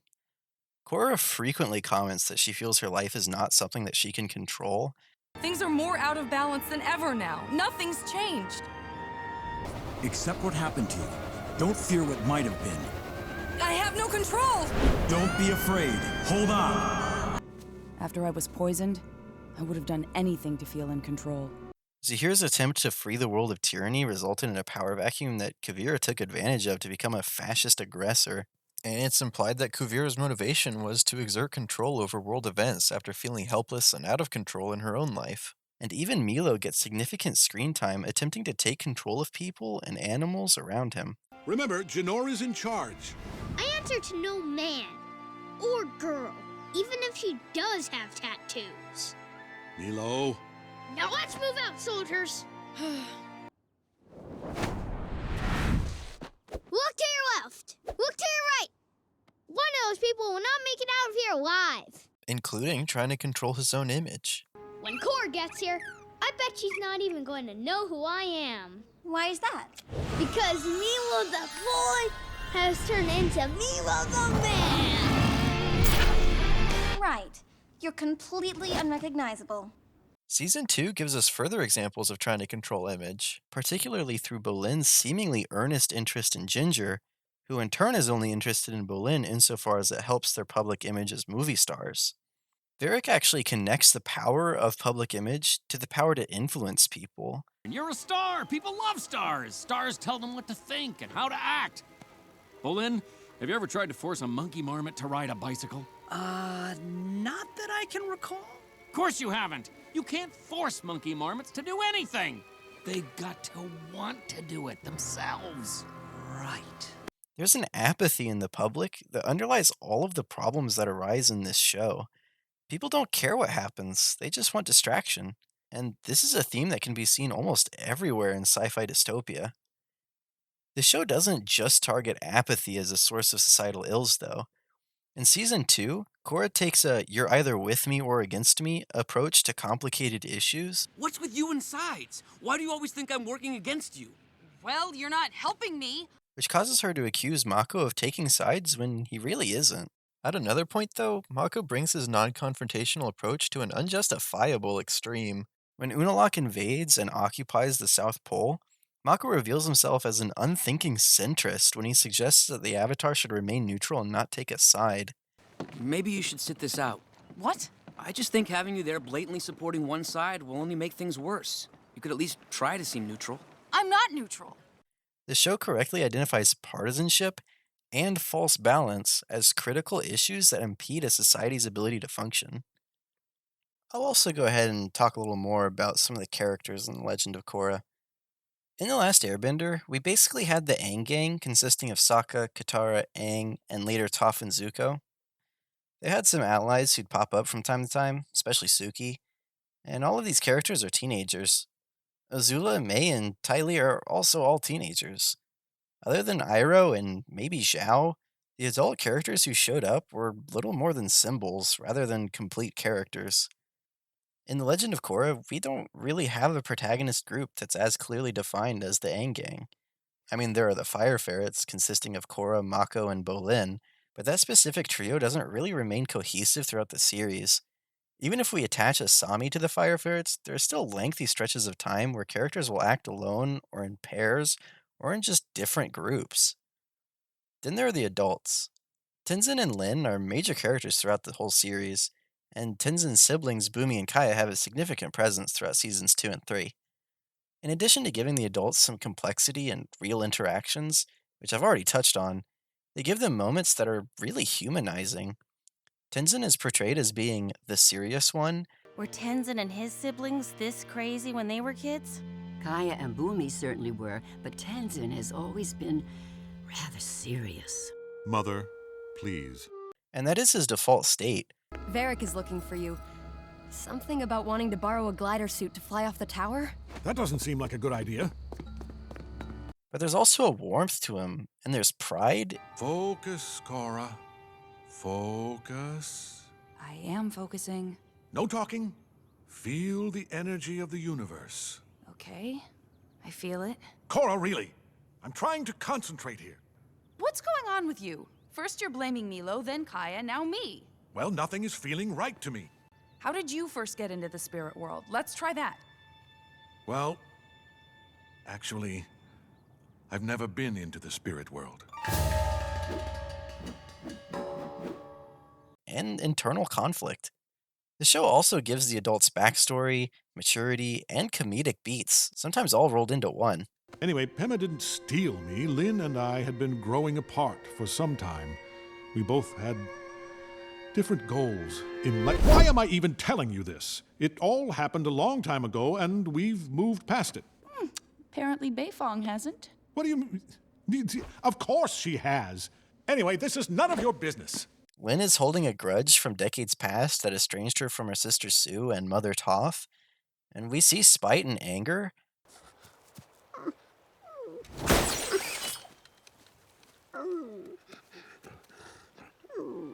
But we also see compassion and self-sacrifice.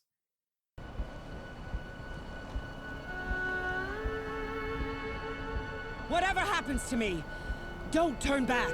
Sue's daughter Opal becomes an airbender, and her protege was none other than Kuvira. I thought she was your protege. She was more than that. She was like a daughter to me. The relationships between all of these characters really heightens the drama. Another major adult character is Varric, who is such an interesting figure. I mean, first of all, he's just fun. You're about to get an inside look at how Varric Global Industries stays at the forefront of imagination innovation, or imagivation. That's trademark, pal. Brain work requires increased circulation. Let's do this! Okay, here come the ideas. Fast and furious. He basically reads as an exaggeration of Thomas Edison or Elon Musk. I mean, the man's clearly smart. He invents film, maglev trains, remote detonating explosives, and Spirit Vine technology, as well as co-creating the Hummingbird mechs with Asami, and he apparently controls all of the shipping industry. Varric is one of the richest men in the world, and he controls the entire global shipping business. But he's also a genuine buffoon. I mean, here's how we meet him.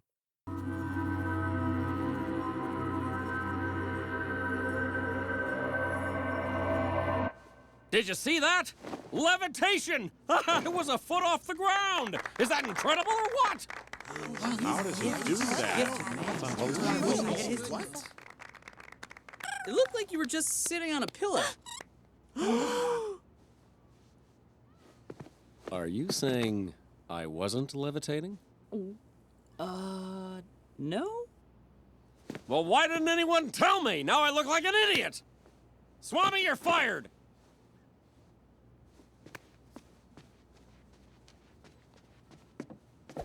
I like you, kid. You're a real straight shooter, just like me. Here's how he closes a consequential business deal. If we could hammer out a deal. Stop.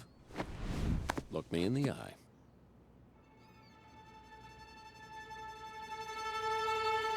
We got a deal! Now, who wants a rocket boat ride? And not all of his inventions are exactly hits. Check out my latest invention, an airbender finder.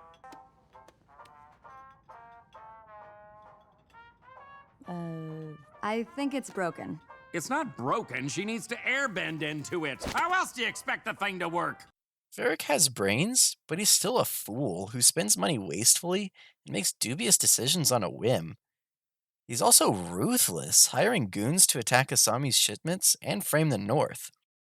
This is a 2-for-1 deal for Varric because it tanks Asami's company, which allows him to buy control of it on the cheap, and it fans the flames of war. And, well, war is good for business.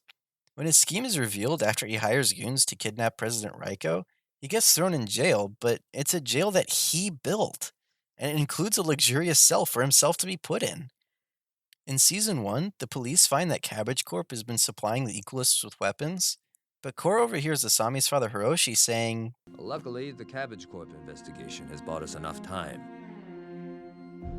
Trust me, by the end of the week, we'll be ready to strike."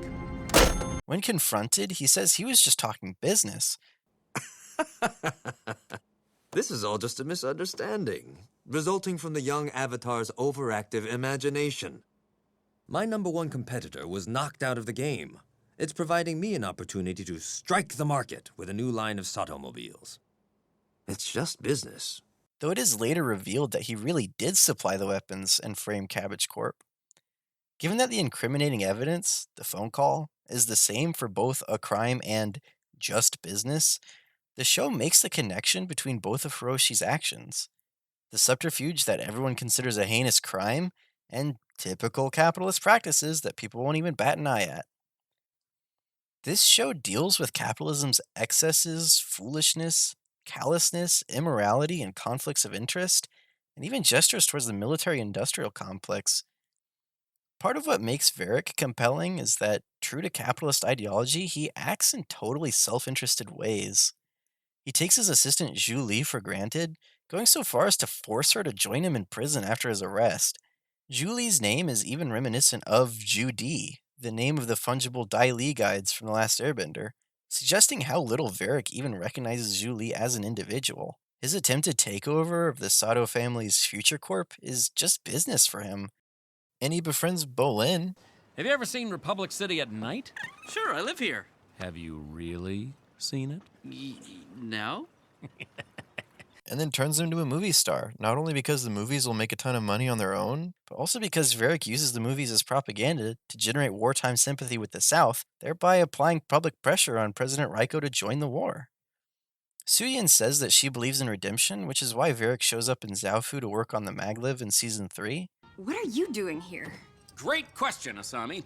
I mean, what are any of us doing here? Wow, food for thought. I looked up my old friend Su Yin here, pitched her a few ideas, and bam! We're in business together! I've seen the future, and the future is magnets. I'm working on a high-speed rail that'll revolutionize transportation and shipping as we know it. Sure, Varric's made a few mistakes in his past, but that doesn't mean he should pay for it the rest of his life. My chef was a pirate, but now he's a culinary master. People change. But by Season 4, he's joined up with Kuvira, and he finally has some scruples. He's been researching Spirit Vine technology. You know, when I started working with the vines, the point was to find a clean, unlimited source of energy. But when he sees how destructive it can be, he becomes concerned about how it could be weaponized, and so he halts his research. Don't worry, I'm putting the kibosh on this project. What if it fell into the wrong hands?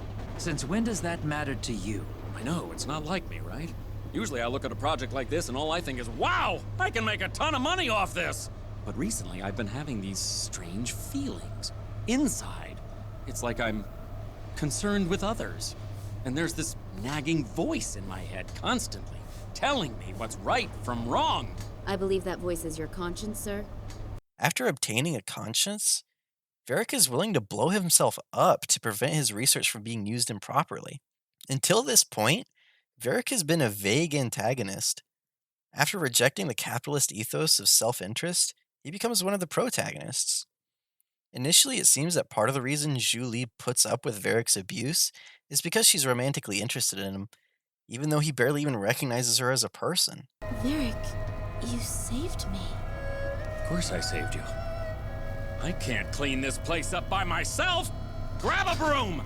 Then she stands up for herself. I was blindly devoted to Varric, and I looked past all the times he ridiculed me or ordered me around or made me clean his disgusting feet, because I thought he possessed the most brilliant mind in the world.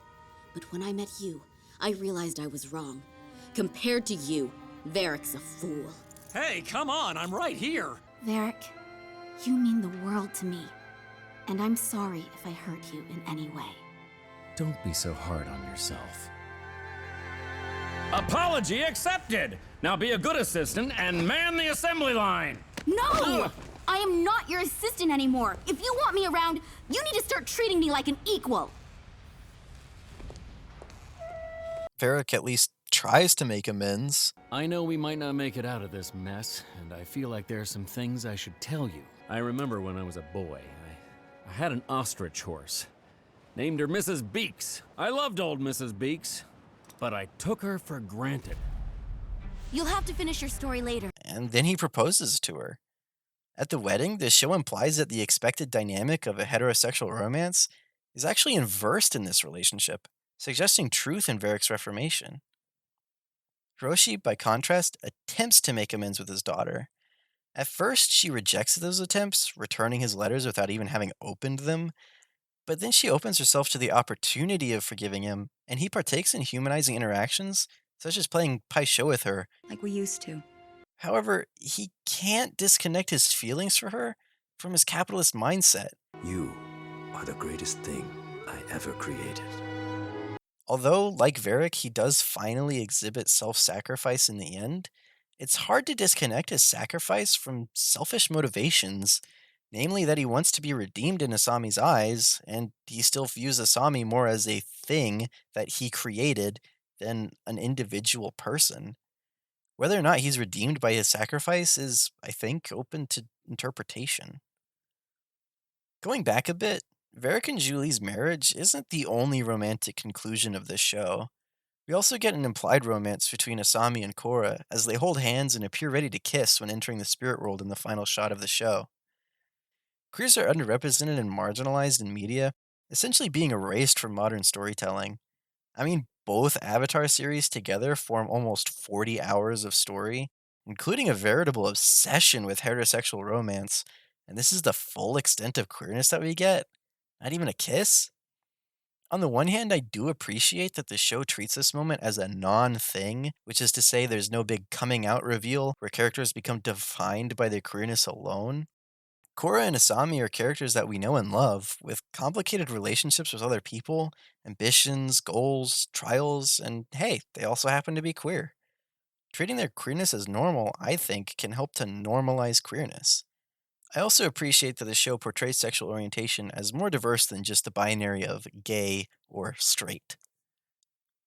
On the other hand, the fact that this show only reveals their queerness at the last possible second, and in such a way that someone might even miss that it's supposed to be a queer relationship, it feels like the show's treatment of their queerness is also helping to contribute to queer erasure.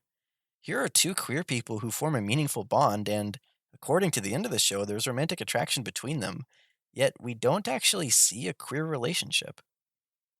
Whether you see this moment as queer baiting or as a victory of queer representation is really up for debate, and this brings us to a concept known as the death of the author. What happened? Are we dead? No, we're okay. Some of you might think that my criticism of either The Last Airbender or The Legend of Korra are directed at the showrunners, the writers, or otherwise some perceived author of the show, and that's not really true. As already said, the meaning of a work is created by the individuals of its audience, not by the author. The work stands alone, and my criticisms of it are divorced from any criticisms I might have of the people involved in making it. For that reason, when I look at the revelation that Asami and Korra are queer, I look at it without holding it up against the context of its airing. Undeniably, when this episode first aired, this was an unprecedented representation of queer relationships, especially for a children's show. But taken on its own, or held up against where I believe representation of queerness in media should be, I find this inadequate, for the reasons I already laid out.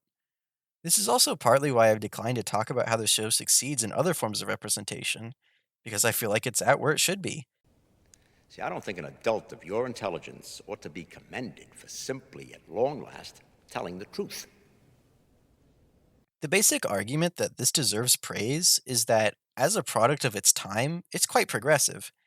And as I said, that's true. But inherent in that defense is the recognition that products of this time deserve some criticism.